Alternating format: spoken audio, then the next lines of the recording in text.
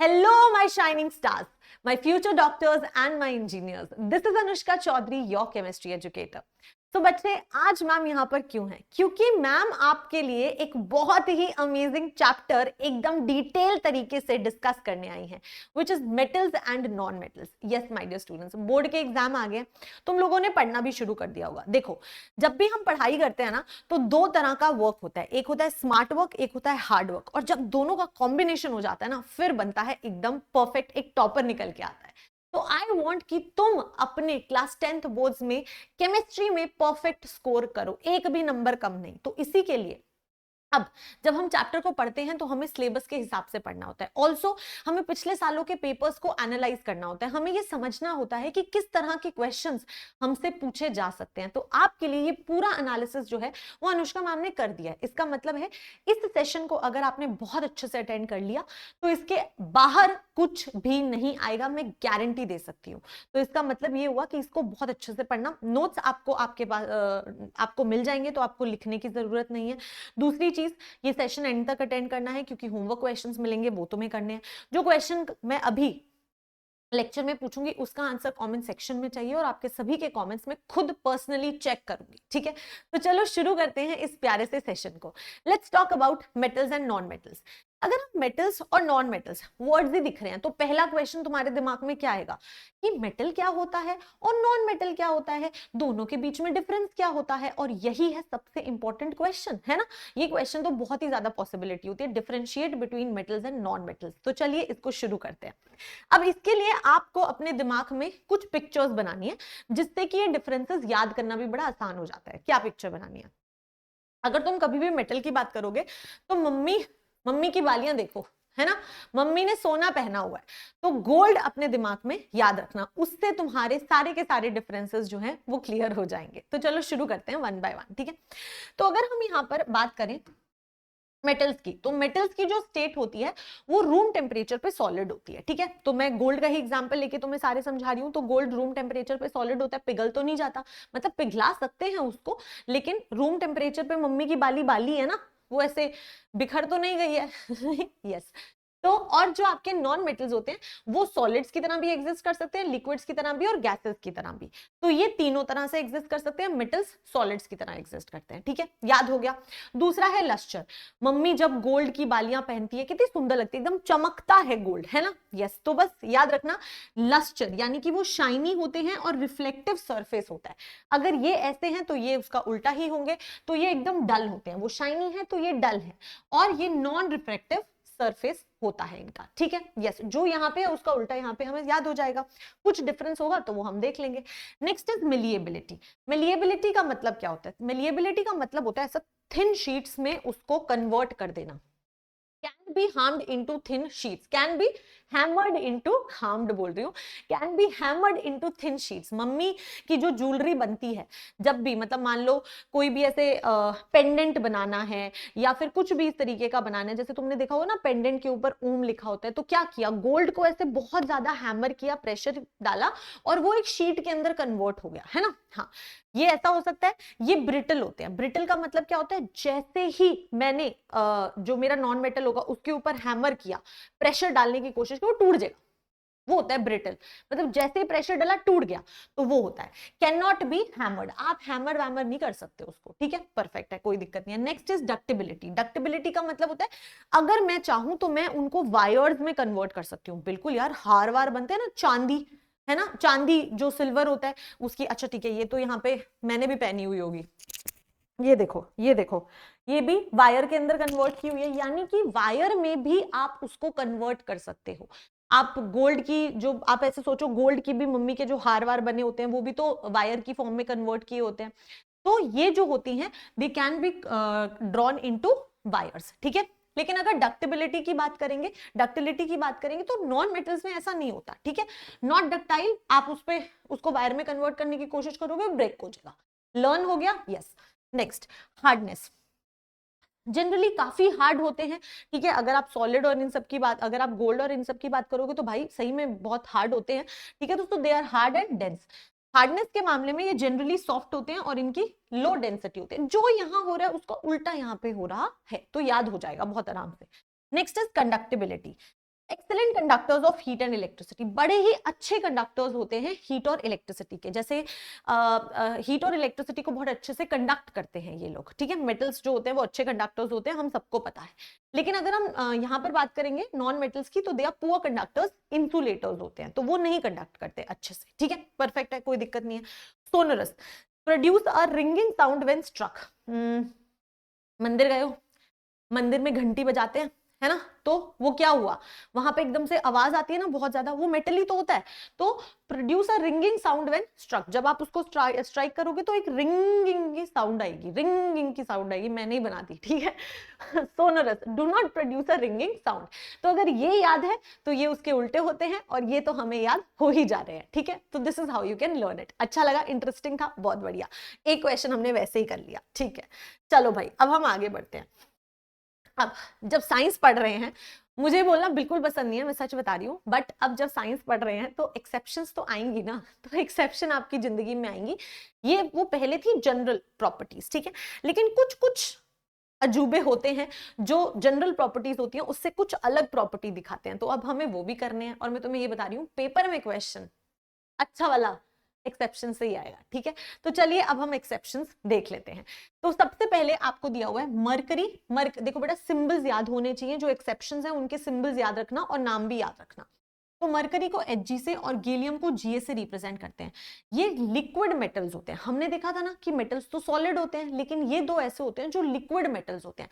हाथ पे रखो पिघल जाएंगे, हाथ पे रखो रूम टेम्परेचर पे। मरकरी तो वैसे भी लिक्विड होता है, तुमने वो देखा होगा तुम्हारे थर्मोमीटर के अंदर, ठीक है। हाँ, तो ये होता है। Unlike other metals, mercury and gallium are liquid at room temperature, ठीक है। बाकी सबके अलावा ये दो रूम टेम्परेचर पे मेटल होते हैं, लिक्विड होते हैं, ठीक है। नेक्स्ट है आयोडीन। आयोडीन जो होता है वो एक नॉन मेटल होता है, आयोडीन एक नॉन मेटल होता है, ठीक है।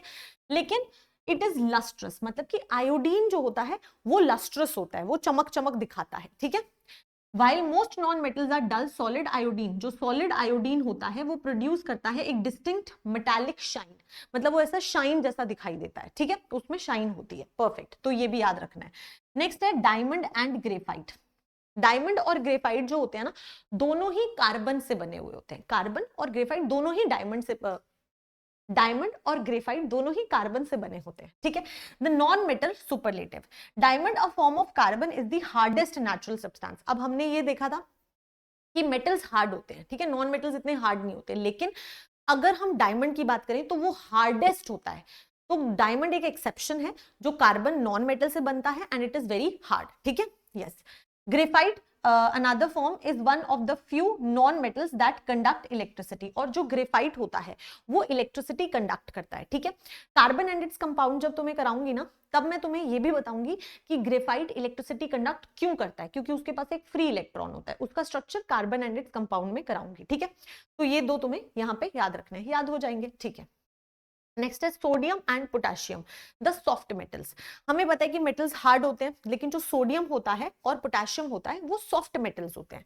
So soft that they can be cut with knife, मतलब इतने सॉफ्ट होते हैं कि आप उसको नाइफ से कट कर सकते हो। मैं सच बता रही हूँ, मैंने लैब में एक्सपेरिमेंट्स किए हैं और मैंने सोडियम को चाकू से काटा है, सच में एकदम ऐसे ग्लाइड कर जाता है वो, ठीक है। यस, तो challenging the idea that all the metals are hard. तो ये कुछ एक्सेप्शंस है जो आपको लर्न करने हैं, ठीक है। ओके, हो जाएगा, परफेक्ट। नोट्स आपको मिल जाएंगे तो आपको लिखने की जरूरत नहीं है। अब नेक्स्ट है आपके पास में, आई एम सॉरी, पहले ये होगा फिर क्वेश्चन करेंगे। तुमने क्वेश्चन देख लिया, चीटिंग नहीं करनी है, पहले हम ये पढ़ेंगे, ठीक है।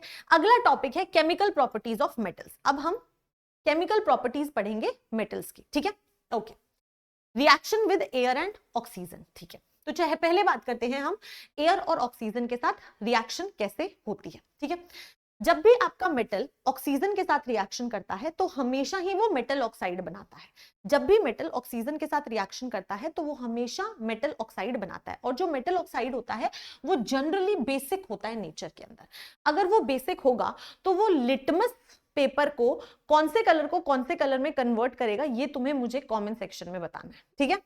हाँ, लेट्स सी तुमने केमिस्ट्री पढ़ी है कि नहीं, क्योंकि ये मैं अगले एक और चैप्टर में पढ़ाऊंगी तुम्हें, लेकिन आई वांट टू नो कि तुम्हें आता है कि नहीं। तो वो लिटमस पेपर को कौन से कलर से कौन से कलर में चेंज करेगा, ये तुम्हें मुझे बताना है, ठीक है। चलो, ये तो मैम बेसिक था, हमें क्लियर हो गया। नाउ लेट्स सी, जब भी हम मेटल्स की बात करते हैं तो मेटल्स जो होते हैं ना, हम ना उनको एक ऑर्डर में रखते हैं, ठीक है। अब वो ऑर्डर क्या है, सबसे पहले हम टॉप मेटल्स की बात करते हैं। सोडियम और पोटेशियम जो होते हैं वो आपके टॉप मेटल्स होते हैं। मैंने मेटल्स लिखा भी होगा, एक सेकंड रुको, चलो ठीक है वो आगे आएगा, कोई बात नहीं। जब हम टॉप मेटल्स की बात करते हैं, जैसे सोडियम हो गया, पोटेशियम हो गया, ये ना बड़े रिएक्टिव होते हैं, बहुत ही ज्यादा रिएक्टिव होते हैं, ठीक है। तो burn vigorously to form oxides, मतलब इनको, ये बहुत रिएक्टिव होते हैं तो ये ऑक्सीजन के साथ बड़ी जल्दी रिएक्ट कर जाते हैं, विग्रसली फटाफट रिएक्ट कर जाते हैं। Sodium is stored in kerosene to prevent the reaction, ठीक है। अब सुनो, they are kept inside kerosene oil, it prevents from burning in air. So basically होता क्या है कि मान लो अगर मैंने सोडियम को डायरेक्टली ऐसे रख दिया हवा में, ठीक है, तो मुझे कुछ नहीं करना, मैं बस उसको ऐसे डायरेक्टली हवा में रखूंगी और वो फायर कैच कर लेगा, ठीक है। एयर के अंदर वो इतनी जल्दी बर्न कर जाता है, इसीलिए हम सोडियम को हमेशा केरोसिन के अंदर केरोसिन से के अंदर स्टोर करते हैं, ताकि वो एयर के डायरेक्ट कांटेक्ट में ना आ पाए, ठीक है। रिएक्शन क्या होती है, Na जो होता है वो O2 के साथ रिएक्शन करके Na2O बनाता है। Na जो होता है वो O2 के साथ रिएक्शन करके Na2O बनाता है। मैं ये वाली रिएक्शन भी तुम्हें बता देती हूँ होती कैसे। देखो बेटा, जो आपका Na होता है वो Na प्लस फॉर्म में होता है, ठीक है। जो ऑक्सीजन होता है वो हमेशा O2 नेगेटिव फॉर्म में होता है। ये क्यों होता है ये भी हम आगे पढ़ेंगे, अभी के लिए तुम बस मतलब अभी 5-10 मिनट में ही तुम्हें इसका आंसर मिल जाएगा, पर अभी के लिए मेरे पे थोड़ा सा विश्वास कर लो। तो तुम इसको ऐसे लिखोगे Na और O, इसकी 1 होती है, इसकी 2 होती है। मैम हम इनको क्रॉस मल्टीप्लाई कर देते हैं तो हमें आंसर मिल जाएगा Na के साथ में 2 और फिर ऑक्सीजन 1, तो Na2O बन जाता है। तो आप ऐसे याद रख सकते हो, ऑक्सीजन हमेशा -2 स्टेट दिखाता है और Na+1 दिखाता है, ठीक है। मतलब और भी दिखाता है ऑक्सीजन, पर आपके लिए यही काफी है, ठीक है। ओके, तो ये दो मेटल्स के बारे में हमें चीजें लर्न हो गई। आगे बढ़ते हैं, नेक्स्ट है मिडिल मेटल्स। मिडिल मेटल्स मतलब मैग्नीशियम, एल्यूमिनियम, जिंक और आयरन, ये आपके मेटल्स होते हैं। ये उतने ज्यादा रिएक्टिव नहीं होते हैं, ठीक है, मतलब ठीक ठाक रिएक्टिव होते हैं, नॉट वेरी रिएक्टिव, ठीक है। ओके, मिडिल में आती है इनकी reactivity. Burn with decreasing vigour और to form an oxide layer upon heating, मतलब ये भी ऑक्साइड लेयर ही बनाते हैं, रिएक्शन तो वैसे ही करते हैं पर इतना विग्रसली नहीं करते कि आपने बाहर रखा और ये आग पकड़ ले, ठीक है। कुछ इंपॉर्टेंट पॉइंट्स हैं। मैग्नीशियम जो होता है वो बर्न करता है विद डैजलिंग व्हाइट लाइट। जब भी मैग्नीशियम को आप बर्न करोगे तो वो एक डैजलिंग व्हाइट लाइट दिखाएगा। तो तुमसे पेपर में क्वेश्चन पूछा जा सकता है कि मैग्नीशियम कैसी लाइट दिखाता है, ठीक है। अगर आप एल्यूमिनियम की बात करते हो तो वो एक ब्रिलियंट व्हाइट फ्लेम की तरह बर्न करता है, ठीक है। तो तुम्हें ये वर्ड्स जो है वो याद रखने, क्योंकि ये एनसीईआरटी के वर्ड्स हैं तो ये हमें लर्न करने हैं, ठीक है। नेक्स्ट है बॉटम वाले मेटल्स जो सबसे कम रिएक्टिव होते हैं, जैसे कॉपर, सिल्वर, गोल्ड। तुमने कभी देखा है कॉपर गोल्ड ऐसे जल गए? नहीं ना। सॉरी, सिल्वर और गोल्ड ऐसे जल गए? नहीं ना। तो ये बहुत ही कम रिएक्टिव होते हैं, रिएक्ट स्लोली, बहुत ही स्लोली रिएक्ट करते हैं। Copper forms a black oxide layer. अब तुमसे पूछा जा सकता है कि कॉपर बहुत स्लोली रिएक्ट करता है, लेकिन वो कैसी लेयर फॉर्म करता है? ब्लैक कलर की लेयर फॉर्म करता है। कॉपर जो होता है वो O2 के साथ में कॉपर CuO बनाता है, ठीक है। और ये जो होती है वो आपकी ब्लैक कलर की होती है, ठीक है, ठीक है। और not at all gold, platinum, ये सब तो काफी इनर्ट होते हैं। यहाँ पे नोट है, gold and silver do not react with oxygen even at high temperature. अगर तुम गोल्ड और सिल्वर की बात करोगे तो बेटा बहुत हाई टेम्परेचर पे भी वो नहीं रिएक्ट करते हैं। क्यों? अगर तुम खुद सोचो यार, जब हम ज्वेलरी वगैरह बनाते हैं, अगर तुमने कभी देखा होगा वीडियोस वगैरह में भी, तो तुम्हें देखने को मिलेगा कि उसको कितना आग पे हम गोल्ड को गर्म कर रहे होते हैं, लेकिन वो रिएक्ट थोड़ी करता है, वो रिएक्ट नहीं करता। तो उससे तुम्हें ये याद रह जाएगा कि ये रिएक्ट नहीं करते हैं। कॉपर करता है, बहुत स्लोली करता है, ब्लैक कलर का कॉपर ऑक्साइड बनाता है, ठीक है। ओके, परफेक्ट है, यहां तक क्लियर है। नोट्स आपको मिल जाएंगे, डोंट वरी, ठीक है। तो इसी बात पे ये क्वेश्चन अगर तुम्हें करना हो तो, the product formed when aluminium and magnesium are burned in the presence of air respectively are, ठीक है। 2025 में ये क्वेश्चन पूछा है, कितना आसान। तो हम इसका आंसर दे सकते हैं, बिल्कुल सेम उसी कॉन्सेप्ट से तुम्हें चलना है। अगर तुम यहाँ पर ध्यान से देखोगे तो तुम्हारे पास में है एल्यूमिनियम, ठीक है, और तुम्हारे पास में है ऑक्सीजन। एल्यूमिनियम +3 दिखाता है, ऑक्सीजन -2 दिखाता है। साइन की तरफ नहीं जाना, डायरेक्टली ऐसे क्रॉस मल्टीप्लाई करोगे तो Al2O3। तो एल्यूमिनियम क्या फॉर्म करेगा? Al2O3। एंड मैग्नीशियम, अगर मेरे पास मैग्नीशियम है तो मैग्नीशियम है और ऑक्सीजन है, मैग्नीशियम +2 और ऑक्सीजन -2। कैंसिल करोगे क्योंकि तुम्हें सिंपलेस्ट रेशियो निकालना होता है, 1:1। क्रॉस मल्टीप्लाई करोगे तो क्या बन जाएगा? MgO। तो आपके पास में MgO बन जाता है, ठीक है। तो Al2O3 and MgO, answer is B, तो बी आपका करेक्ट आंसर होगा। सिंपल, मार्क्स आ गए। अब पेपर में अगर एमसीक्यू टाइप में आ रहा है तो ठीक है, ऑप्शन टिक करना है, बट अगर ये एक्सप्लेनेशन करने के लिए आ रहा है तो तुम्हें बताना पड़ेगा कि एल्यूमिनियम +3 शो करता है, ऑक्सीजन -2 शो करता है, फिर क्रॉस मल्टीप्लाई करके पूरा लिख लिख के दिखाना point wise, that is very important. ठीक है, चलो वेरी गुड। आगे, अब तुम अगर अपनी एनसीईआरटी कभी खोलोगे तो तुम्हें देखने को मिलेगा कि फ्लेम टेस्ट भी होते हैं जहां पर तुम्हें कलर्स लर्न करने होते हैं। ठीक है, तो आपको फ्लेम टेस्ट में एलिमेंट दे दिया जाएगा और बोला जाएगा कि उसका आयन क्या हो सकता है। एक तो तुम्हें वो पता होना चाहिए, दूसरा तुम्हें उसकी फ्लेम का कलर पता होना चाहिए। मतलब कि जो मेरे पास में आयन है, अगर मेरे पास में ये एलिमेंट है, मैं इसको बर्न करती हूँ, अपनी आयनिक फॉर्म में जाता है, तो मुझे कौन सा कलर देखने को मिलेगा। ठीक है, अगर बेटा आप लिथियम को बर्न करते हो तो लिथियम का आयन होता है लिथियम प्लस, और जो कलर दिखता है वो आपको दिखता है क्रिम्सन कलर। कौन सा कलर? Crimson colour. अब ये कलर क्रिम्सन कैसा होता है ये बड़ा ही मुश्किल हो जाता है। मैंने बहुत कोशिश करी थी कि इन्हीं कलर्स में लिखूं तुम्हारे लिए, पर कुछ कलर्स दिख ही नहीं रहे थे। तो क्रिम्सन बहुत ही तुम गूगल कर लेना क्रिम्सन कलर किस तरीके का होता है, तुम्हें पता लग जाएगा। ठीक है, ओके। नेक्स्ट है सोडियम। सोडियम Na+ फॉर्म में होता है और ये येलो कलर का होता है। सोडियम येलो कलर का होता है। ठीक है, येलो हमें पता है। ठीक है, नेक्स्ट है पोटेशियम। पोटेशियम जो होता है ना वो K+ होता है। ठीक है, और इसका कलर क्या होता है आपका? लाइलैक। ठीक है, लाइलैक पर्पल का भाई होता है। पर्पल में बहुत सारा व्हाइट मिक्स कर दो तो वैसा सा होता है। ठीक है, ओके। कैल्शियम जो होता है वो Ca2+ फॉर्म दिखाता है उसका आयन, और ऑरेंज रेड कलर का होता है। तो इसका मतलब है रेड और ऑरेंज को मिक्स कर दो तो तुम्हें ऑरेंज रेड मिल जाएगा। कॉपर जो होता है वो Cu2+ होता है और कलर क्या होता है? ग्रीन होता है। तो आपको ये कलर्स लर्न करने हैं। देखो बेटा, इसकी ना बहुत सारी ट्रिक्स भी होती हैं, पर मुझे पर्सनली जो बच्चे मिले हैं हमेशा मुझे बोलते हैं कि मैम ट्रिक लर्न करने के लिए हमें और दिमाग लगाना पड़ता है, तो हम इससे अच्छा डायरेक्टली याद कर लें। लर्न भी हो ही जाता है। जैसे मुझे याद है सोडियम जो होता है वो येलो कलर हो गया, तो मतलब तुम्हें धीरे धीरे लर्न हो जाएंगे, 1-2 बार पढ़ोगे तो। ठीक है, तो you can just learn it. Okay, चलो। और अगर तुम्हें इसकी कोई ट्रिक पता है तो I would love to know that. ठीक है, तो तुम मुझे ट्रिक भी बता सकते हो। ओके, नेक्स्ट है मेटल ऑक्साइड्स जो होते हैं वो बेसिक होते हैं नेचर के अंदर, मैं तुम्हें बता चुकी हूँ।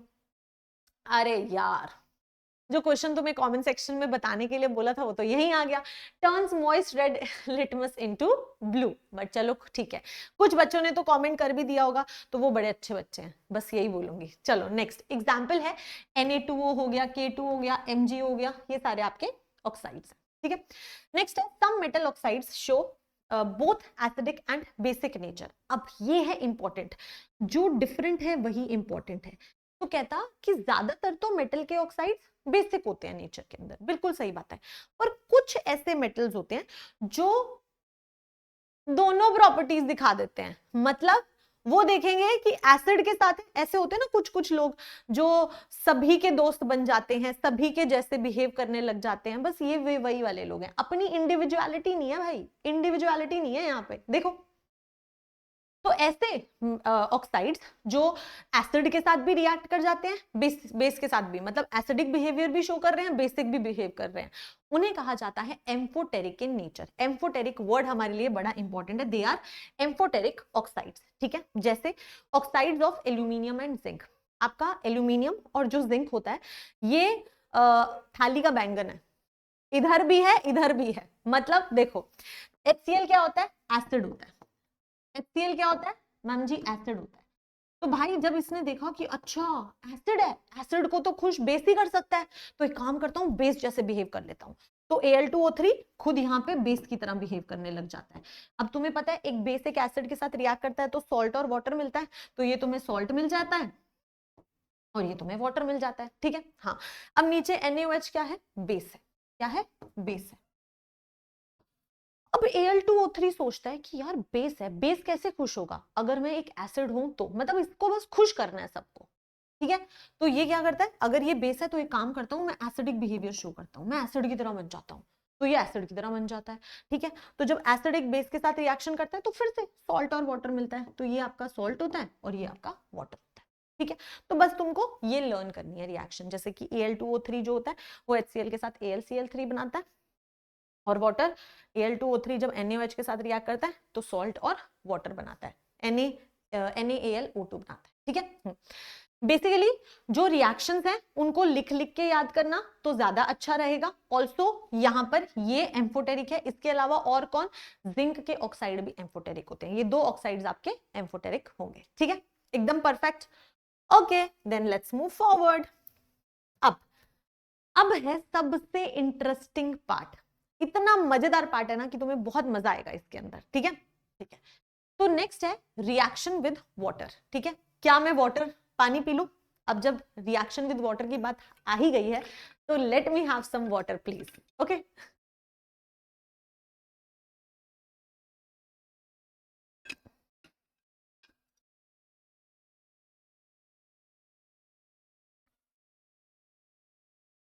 हाँ चलो, अब अगर हम बात करें रिएक्शन विद वाटर की, पानी के साथ मेटल्स कैसे रिएक्ट करते हैं, दैट इज द पॉइंट, ठीक है। अगर आपके पास में एक मेटल है और आपके पास में वाटर है, ठीक है, तो कोई भी मेटल वाटर के साथ दो चीजें बना सकता है, वो हाइड्रोक्साइड भी बना सकता है और वो ऑक्साइड भी बना सकता है, ठीक है, और साथ में एक H2 गैस वो लिबरेट करता है। फिर से ध्यान से सुनो, अगर आपके पास में मेटल है और आपके पास में वाटर है तो वो मेटल हाइड्रोक्साइड बनाएगा या फिर ऑक्साइड बनाएगा, ठीक है, और H2 गैस लिबरेट करेगा, ठीक है, ओके। तो अगर हम ये यहां पर हमारे पास में सारे के सारे एलिमेंट्स, ठीक है, जैसे कि you have potassium, sodium, calcium, magnesium, aluminium, zinc, iron, lead, hydrogen, copper, mercury, silver, gold, ठीक है। अब मैम आपने इनको ऐसे क्यों लिखा है? बेटा इसको ना एक नाम बोला जाता है, ये जो सीरीज होती है ना इसका एक नाम होता है, कौन सा कलर ले, ऑरेंज ले लेते हैं, ऑरेंज रेड, ठीक है, रिएक्टिविटी सीरीज।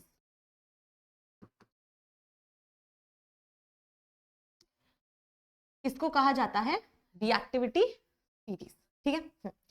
तो रिएक्टिविटी सीरीज आपको लर्न करनी है और ये इसका कोई और ऑप्शन नहीं है, दिस इज समथिंग जो आपको लर्न होना चाहिए, क्योंकि मैं आपको बता रही हूं अगर आप क्लास 11th में चाहे आप जेई मेंस देना चाह रहे हो, चाहे आप नीट एस्पिरेंट हो, डॉक्टर बनना है, इंजीनियर बनना है, एक बात पक्की है भाई, ये रिएक्टिविटी सीरीज तुम्हारा पीछा नहीं छोड़ेगी, क्योंकि केमिस्ट्री तुम्हारा पीछा नहीं छोड़ेगी।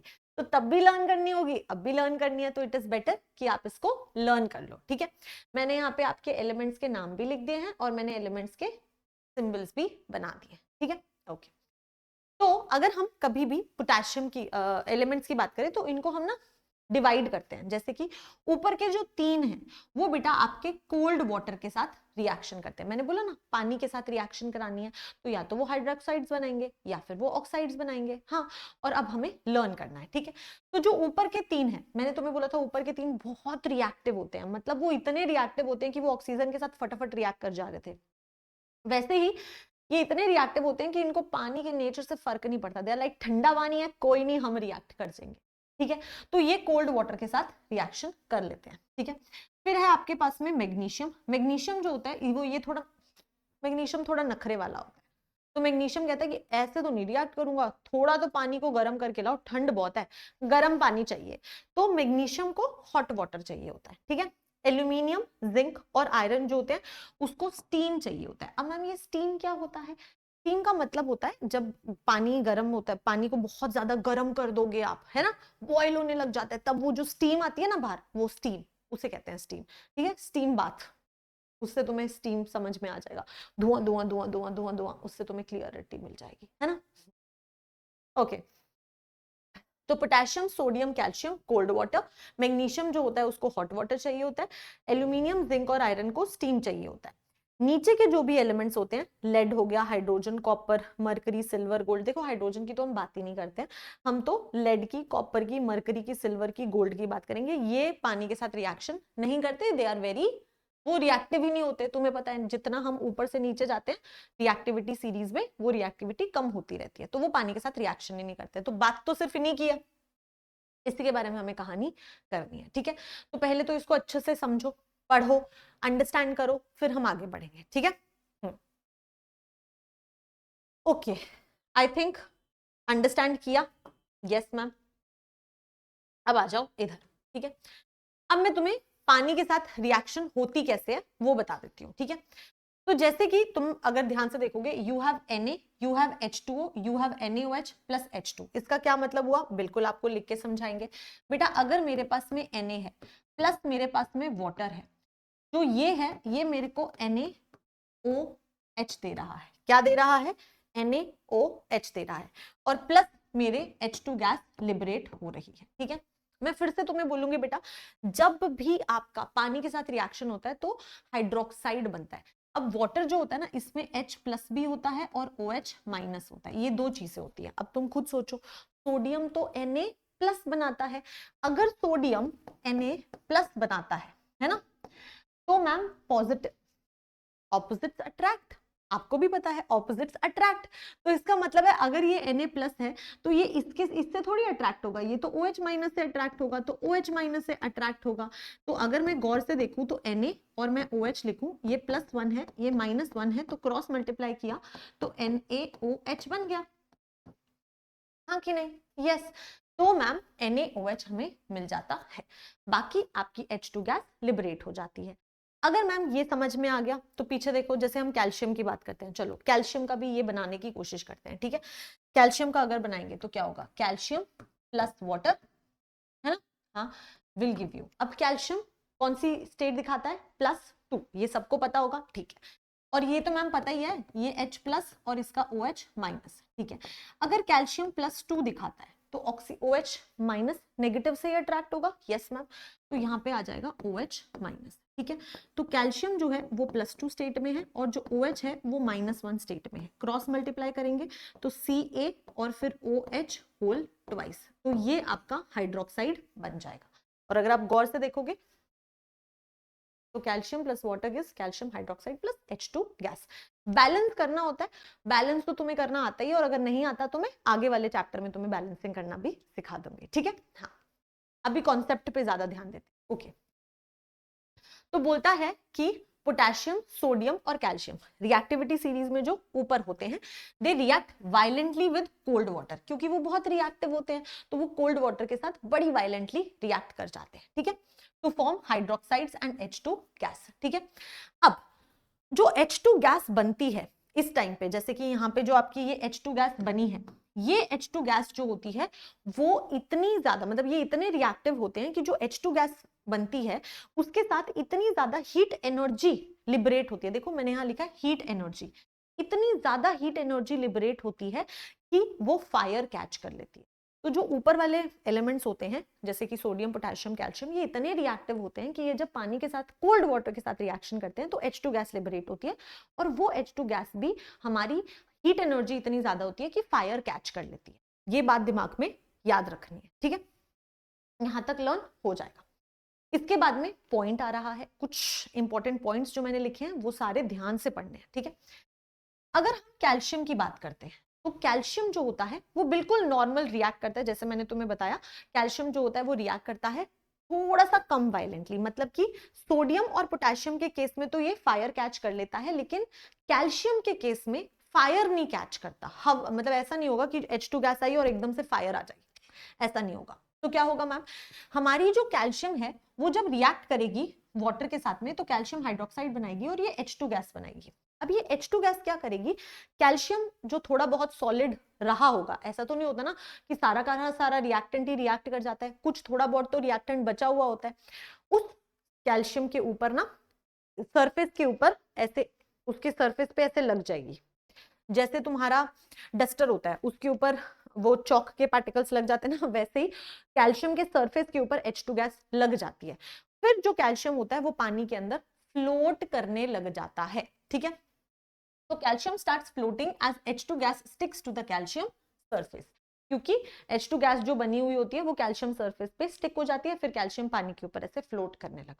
ठीक है, सेम केस जो होता है वो आपके मैग्नीशियम के साथ भी होता है। मैग्नीशियम जो होता है वो जब पानी के साथ रिएक्शन करता है तो उसको थोड़ा सा हॉट वाटर चाहिए होता है, याद है मैंने तुम्हें पीछे लिखवाया था कि जो मैग्नीशियम है उसको हॉट वाटर चाहिए होता है, तो मैग्नीशियम को हॉट वाटर दोगे तो वो वही मैग्नीशियम हाइड्रोक्साइड ही बनाएगा।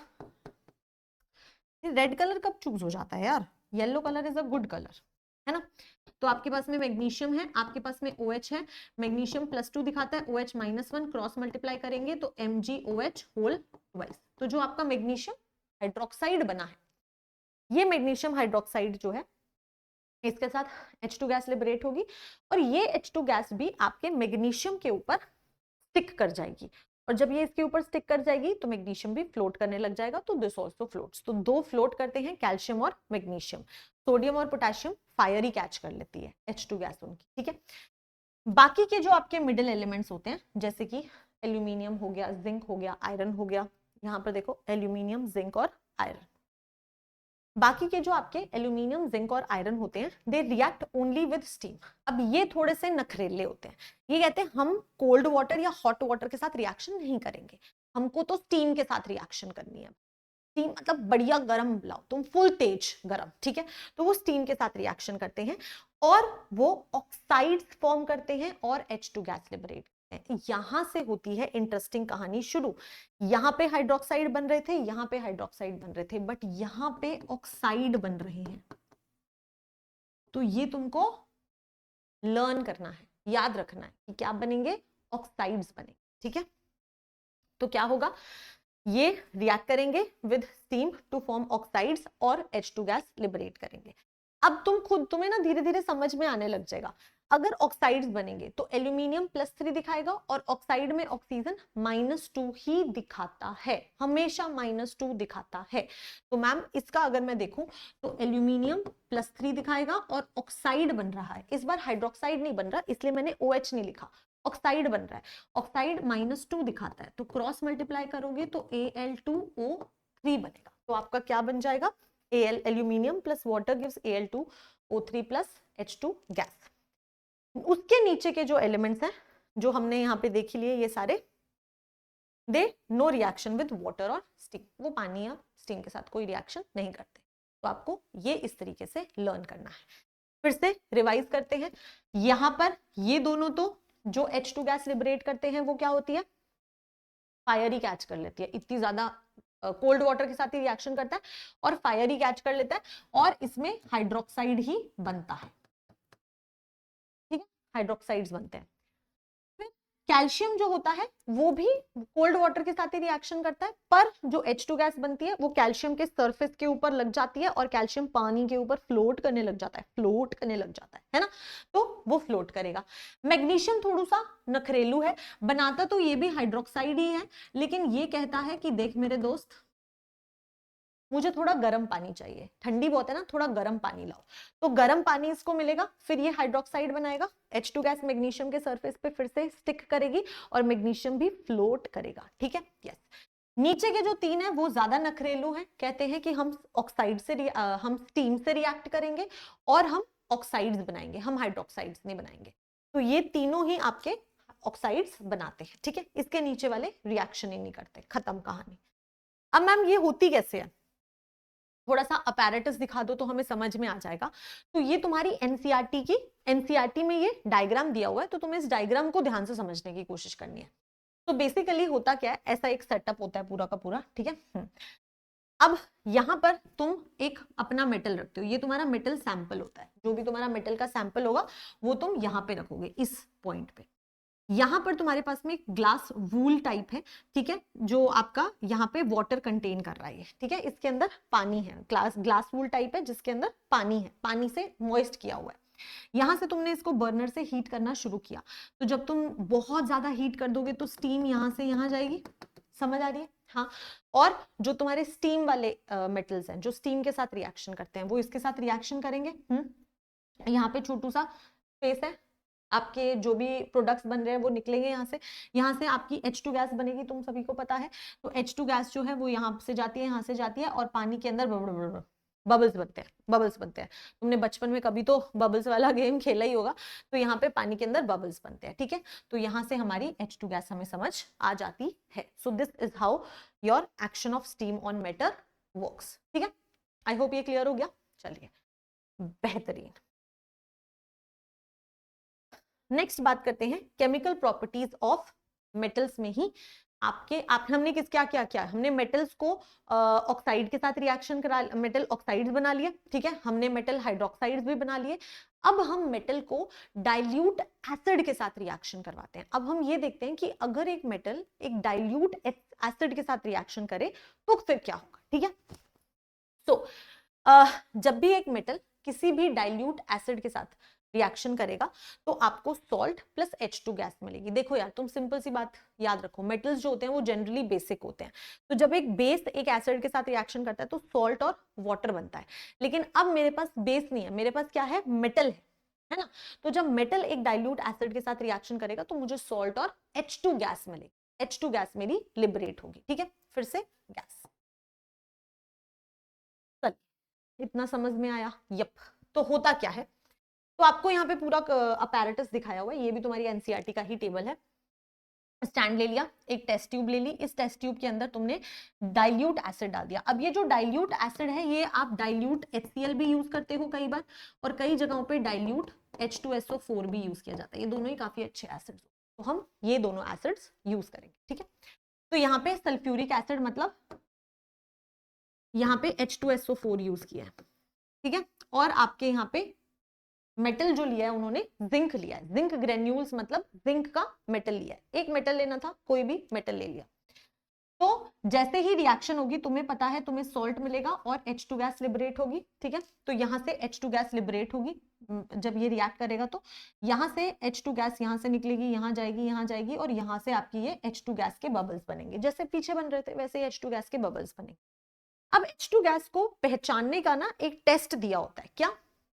अगर तुमने यहाँ पे एक जलती हुई कैंडल ली, ठीक है, अगर तुमने यहाँ पे एक जलती हुई कैंडल रखी और मान लो नीचे से H2 गैस आ रही है, नीचे से H2 गैस आ रही है, तो ये जो कैंडल है ये एक पॉप साउंड के साथ बंद हो जाएगी, एक्सटिंग्विश हो जाएगी। इंग्लिश में बोलते हैं एक्सटिंग्विश, बुझ गई पॉप साउंड के साथ, ठीक है।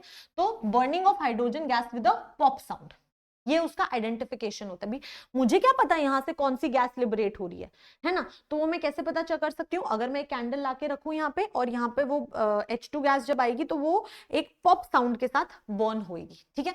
तो कैंडल होती है आपके पास में, burning of hydrogen gas with a pop sound. तो तुमसे पेपर में क्वेश्चन पूछा जा सकता है कि H2 गैस ही है, कैसे पता चला? पॉप साउंड, पॉप साउंड याद रखना, पॉप साउंड, ठीक है। तो ये तुम्हें यहाँ पे सारी चीजें बता दी, ठीक है। ये बबल्स के अंदर तुम्हारी H2 गैस है, ठीक है। यार काफी ठंड है यार, तुम्हारे यहाँ ठंड है क्या? मेरे तो हाथ ही ठंडे हो जा रहे हैं, है ना, बहुत ठंड है। चलो ये क्लियर हो गया है, ठीक है। इसी से हम अब अलग अलग मेटल्स का डाइल्यूट एसिड के साथ रिएक्शन करेंगे और देखेंगे कि क्या क्या बनता है, ठीक है। ओके, तो मैंने तुम्हें बोला जैसे कि तुम्हारे जो एसिड्स होते हैं वो दो ही तरह के एसिड्स होते हैं, एक होता है HCl और एक H2SO4, हम यही यूज करते हैं। तो जब भी एक मेटल एक डाइल्यूट HCl के साथ मतलब मान लो मैंने डाइल्यूट HCl लिया तो वो मुझे सॉल्ट और हाइड्रोजन गैस देगा। लेट्स टेक एन एग्जांपल, जैसे उसने लिया मैग्नीशियम का। अब बेटा तुम्हें ना दिमाग नहीं लगाना है, मतलब तुम खुद कर सकते हो ये। अगर मैग्नीशियम HCl के साथ रिएक्शन कर रहा है ना, तो तुम्हें एक चीज समझ में आ रही है कि मैग्नीशियम जो होता है वो तो +2 स्टेट दिखाता है, और मैम मैग्नीशियम क्लोरीन के साथ रिएक्शन करेगा, क्लोरीन -1 दिखाता है, क्रॉस मल्टीप्लाई करेंगे तो Mg और Cl2 बनेगा, MgCl2 बनेगा। तो यहाँ पे MgCl2 बन जाएगा और बाकी हाइड्रोजन रह गया वो H2 देगा। अब इसको बैलेंस करना जरूरी है, तो बैलेंस भी तुम्हें सीखना पड़ेगा। जैसे पहले मैग्नीशियम मैग्नीशियम बैलेंस कर लिया, यहाँ पे 2 क्लोरीन है 2 हाइड्रोजन है, तो यहाँ से 2 से मल्टीप्लाई कर दिया, ऐसे ही बैलेंस करना पड़ता है, ठीक है। तो हमें समझ में आ गया कि कोई भी मेटल होगा जब वो डाइल्यूट HCl के साथ रिएक्ट करेगा तो salt MgCl2 plus H2 gas liberate होगी, ठीक है। अब तुम्हें ये भी क्वेश्चन पूछा जा सकता है कि what is the rate of formation of bubble, मतलब कितने बबल्स बन रहे हैं, क्या रेट होगा उसका, किसमें ज्यादा बबल्स बनेंगे किसमें कम बबल्स बनेंगे।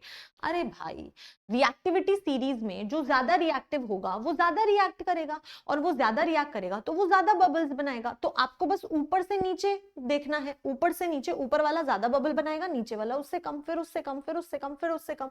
तो मैग्नीशियम आपकी रिएक्टिविटी सीरीज में सबसे ऊपर होता है, फिर एल्यूमिनियम होता है, फिर जिंक होता है, फिर आयरन होता है। तो ये आपका ऑर्डर होगा। तुम्हें सिर्फ रिएक्टिविटी सीरीज लर्न करनी है। अगर वो लर्न होगी तो सब समझ में आ जाएगा। आधे से ज्यादा ये चैप्टर उसी के ऊपर बेस्ड है। ओके, तो मेटल्स अबव हाइड्रोजन, एक बात हाँ ये इंपॉर्टेंट चीज है कि जो रिएक्टिव है वही तो रिएक्शन करेंगे, और हाइड्रोजन के ऊपर वाले जो मेटल्स होते हैं वही आपके रिएक्टिव होते हैं। React to displace hydrogen gas and form a salt, the reaction vigorously decreases down the series. देखो यहां पर मैंने जो रेट लिखा है वही बोला, ऊपर से नीचे रिएक्टिविटी कम हो जाएगी तो H2 गैस जो बन रही है जिस रेट के ऊपर वो कम हो जाएगी, बबल्स कम बनेंगे। ZnHCl के साथ रिएक्ट करेगा तो ZnCl2 प्लस H2 देगा। तो तुम्हें ना बस ये याद होना चाहिए कि मोस्ट स्टेबल कौन सी ऑक्सीडेशन स्टेट दिखाता है। जैसे मैग्नीशियम +2 दिखाता है, कैल्शियम +2 दिखाता है, सोडियम +1 दिखाता है, पोटेशियम +1 दिखाता है, जिंक +2 दिखाता है, एल्यूमिनियम +3 दिखाता है। और ये तो तुमको आता ही है ना, ये तो आता ही है। तो this is how you will do it. तो मैम अगर मेरे को कोई बोल दे नीचे वाली सीरीज में, जैसे बोला metals below hydrogen do not react to displace copper, sorry displace hydrogen, तो जो हाइड्रोजन के नीचे एलिमेंट्स होते हैं हमें सीरीज की जरूरत पड़ेगी। कहां है? जो हाइड्रोजन के नीचे हैं, कॉपर, मरकरी, सिल्वर, गोल्ड, अगर मैंने इनको डाइल्यूट HCl के साथ रिएक्शन करा दी तो ये नहीं रिएक्ट करेंगे। इस बात का ध्यान रखना। पता चले इसमें भी CuCl2 लिख के आ रखे हो, ऐसा नहीं होगा रे, ऐसा नहीं होगा, ऐसा नहीं करना है। ठीक है, समझ में आया कि नहीं? यस मैम, बिल्कुल क्लियर है। मैं बोल रही हूँ एग्जामिनर तुम्हारे गेम दिमाग के साथ खेलेगा, वो तुम्हें ऐसे 3 रिएक्शन दे देगा और तीसरी में कॉपर डाल देगा। तुम कहोगे ओहो ये भी Cl2 के साथ ये भी Cl के साथ रिएक्ट कर रहा है, ये भी कर रहा है तो ये भी करेगा। अरे नहीं करेगा, बस देख लेना हाइड्रोजन के नीचे नहीं होना चाहिए। ठीक है, यस परफेक्ट। यार हाथ ठंडे हो गए, एक सेकेंड रुको। आ गया समझ? सोच रहे हो हाथ गर्म कर करके पढ़ाना पड़ रहा है, कितनी ठंड है यार।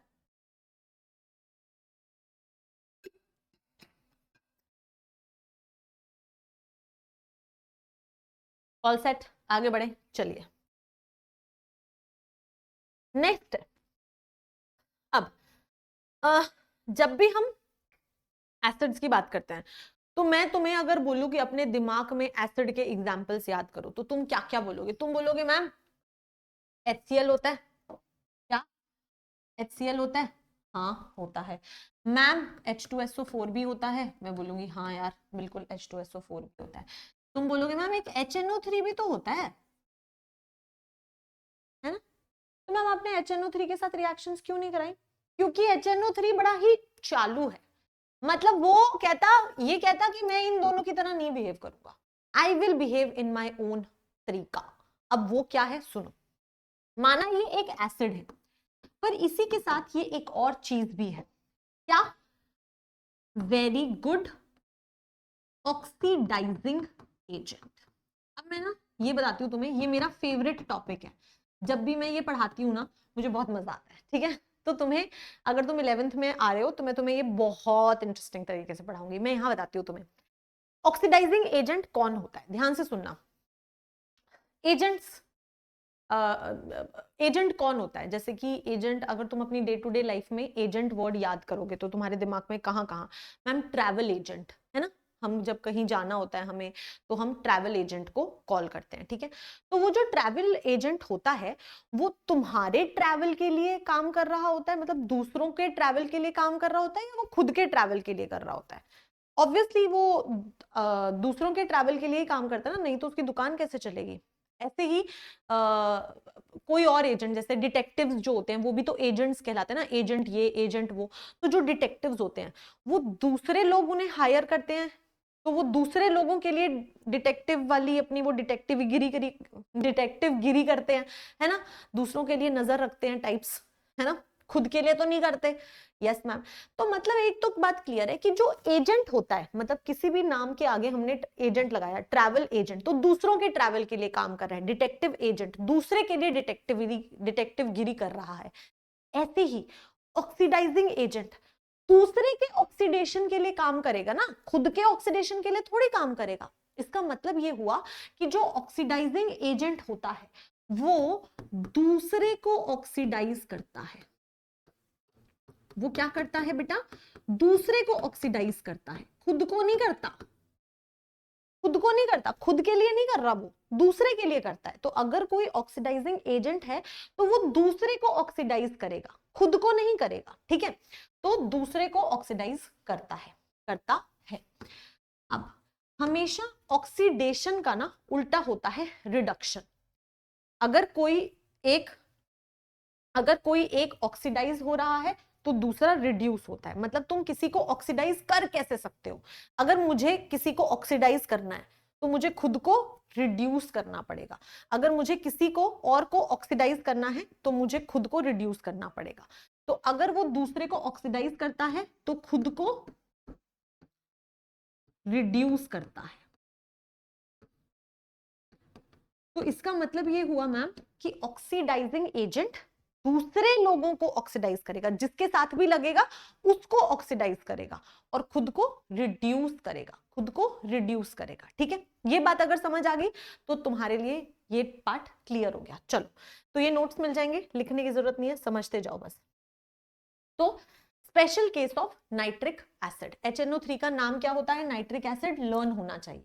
एंड ये क्या होता है, एक ऑक्सीडाइजिंग एजेंट, एक अच्छा ऑक्सीडाइजिंग एजेंट, ठीक है।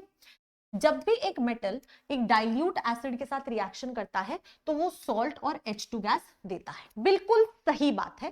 तो जब भी आप इसको आपके HNO3 के साथ रिएक्शन कराओगे तो ये सॉल्ट प्लस H2 गैस देगा, ठीक है, सॉल्ट प्लस H2 गैस देगा। लेकिन ये एसिड होने के साथ साथ एक अच्छा ऑक्सीडाइजिंग एजेंट भी है, तो ये यहाँ पे रुकता नहीं है। ये कहता है कि यार मैं एक अच्छा ऑक्सीडाइजिंग एजेंट भी हूं, तो मैं अपना वो काम कैसे छोड़ दूं। तो जैसे ही H2 गैस बनती है वो क्या करता है, इस H2 गैस को ऑक्सीडाइज कर देता है। क्या कर देता है, ऑक्सीडाइज कर देता है। मतलब ऑक्सीजन ऐड करना ऑक्सीडेशन, ऑक्सीडाइज करने का पार्ट होता है। मतलब it is a definition, kind of basic layman language में समझा रही हूं। तो addition of oxygen is also oxidation, ठीक है। तो ये H2 को ऑक्सीडाइज कर देता है, किसमें, H2 ऑक्सीडाइज होके बना देता है वाटर, ठीक है। तो it is oxidised to water by HNO3। मतलब HNO3 ने अपनी रिएक्शन करी बीइंग अ एसिड और फिर जो H2 गैस बनी उसको ऑक्सीडाइज कर दिया। तो कभी H2 गैस पे रिएक्शन रुकती नहीं, वो हमेशा H2O बन जाती है, ठीक है।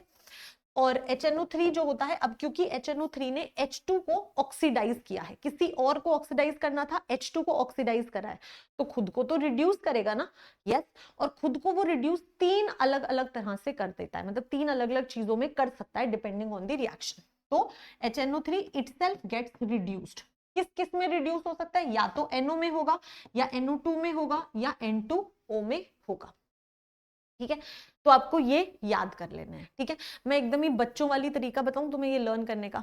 HNO3 में 3 ऑक्सीजन है और इनमें देख लो 3 से कम ही है, तो रिड्यूस होने का मतलब होता है रिमूवल ऑफ ऑक्सीजन ऑल्सो। तो एक तरीके से ऐसे लर्न कर सकते हो, मतलब ये बेटा सही डेफिनेशन नहीं बता रही हूँ, बट ऐसे लर्न कर सकते हो, NO, N2O या फिर NO2, ठीक है। हाँ, इन तीनों में से ही किसी एक में करेगा, रिएक्शन सिलेबस में नहीं है, तुम्हें बस ये याद रखना है कि खुद को रिड्यूस कौन सी 3 फॉर्म्स में कर सकता है, इन 3 फॉर्म्स में कर सकता है। और H2 को H2O में ऑक्सीडाइज कर देता है, H2 में ऑक्सीजन ऐड हो गई, यहाँ पे ऑक्सीजन डन, ठीक है। नोट बनाने वाली चीज है कि मैग्नीशियम और मैंगनीज ये दो ऐसे मेटल्स हैं जो रिएक्ट करते हैं HNO3 के साथ। मतलब कि HNO3 को भी उसकी रियल पिक्चर दिखानी है तो उसको वो रियल पिक्चर कौन दिखा पाता है, मैग्नीशियम और मैंगनीज। मैग्नीशियम और मैंगनीज कहते हैं कि देख HNO3, हम तेरी नहीं सुनेंगे, हमें पता है कि एक एसिड के साथ रिएक्शन होके H2 पे रुकना होता है। तो जब ये दो मेटल्स रिएक्ट करते हैं HNO3 के साथ तो H2 गैस ही लिबरेट होती है, H2O में नहीं जा पाता। इसके अलावा कोई भी और मेटल होगा तो वो ऑक्सीडाइज वो आपका H2 गैस से H2O में जाएगा ही जाएगा। बट ये दो ऐसे होते हैं जो H2 पे ही रुकवा लेते हैं रिएक्शन, ठीक है। तो आपको ये दो लर्न करने हैं, MM से हैं तो याद हो जाएंगे मैग्नीशियम एंड मैंगनीज, ठीक है। आगे बात समझ, देखो इसको अच्छे से पढ़ो।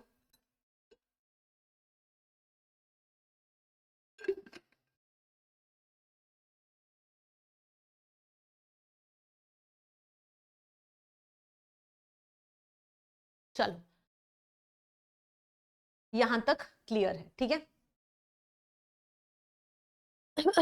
नेक्स्ट है रिएक्टिविटी सीरीज। मैंने कहा था इस चैप्टर में बिना रिएक्टिविटी सीरीज के कुछ नहीं हो सकता, तो तुम्हें रिएक्टिविटी सीरीज बहुत अच्छे से आनी ही चाहिए, ठीक है। तो रिएक्टिविटी सीरीज आपकी ऐसे ही टॉप टू बॉटम चलती है, ठीक है। तो आप ऐसे, मतलब मैंने एक एग्जांपल लिया है, A plus B C gives you AC plus B. AC means Anushka Chaudhary, ठीक है। तो मान लो कि A जो है वो ज्यादा रिएक्टिव है B से। इसका मतलब है आपको ऐसे मानना है कि इस रिएक्टिविटी सीरीज में A ऊपर है और B नीचे है, ठीक है।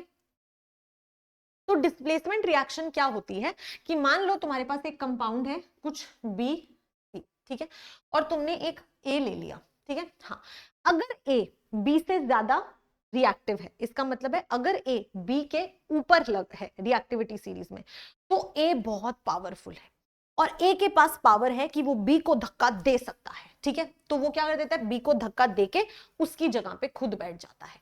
तो यहां पर A B को धक्का देता है कि तू निकल, और A की जगह B की जगह A ले लेता है और B अकेला हो जाता है। लेकिन ये पावर सिर्फ तब हो सकती है जब A B के ऊपर हो। अगर मैम यही रिएक्शन ऐसे हो जाती कि B यहां होता और A और C होते, तो क्योंकि B A के नीचे है तो नीचे वालों के पास नहीं हो यार, reality of life never ever possible. नीचे के लोग कभी भी अपने ऊपर वाले लोगों को डिस्प्लेस नहीं कर पाते, हमेशा ऊपर वाले लोगों के पास ही पावर होती है। ओहो मैम, ये तो दिल पे लग गई बात, मेरे भी लग गई यार, क्या करूं, but this is reality of life, है ना। तो हमें ऊपर पहुंचना है तो हम मेहनत करेंगे और तुम्हें मेहनत करनी है, that is why I am here for you, ठीक है। लेकिन अभी तो इसी को पढ़ना पड़ेगा। अब बी अगर चाहे और ए को धक्का देने की कोशिश करे तो वो नहीं कर पाएगा, ए अपनी जगह नहीं छोड़े। तो always and forever and ever learn that ऊपर वाले के पावर ज्यादा है नीचे वाले से, यानी कि ऊपर वाला इज मोर रिएक्टिव, नीचे वाला is less reactive, that is all, ठीक है। अगर ये समझ आ गया तो मुझे इसका आंसर खुद ट्राई करो। अगर आयरन कॉपर सल्फेट के साथ रिएक्शन करेगा तो क्या रिएक्शन होगी या नहीं होगी, अगर होगी तो क्या प्रोडक्ट बने।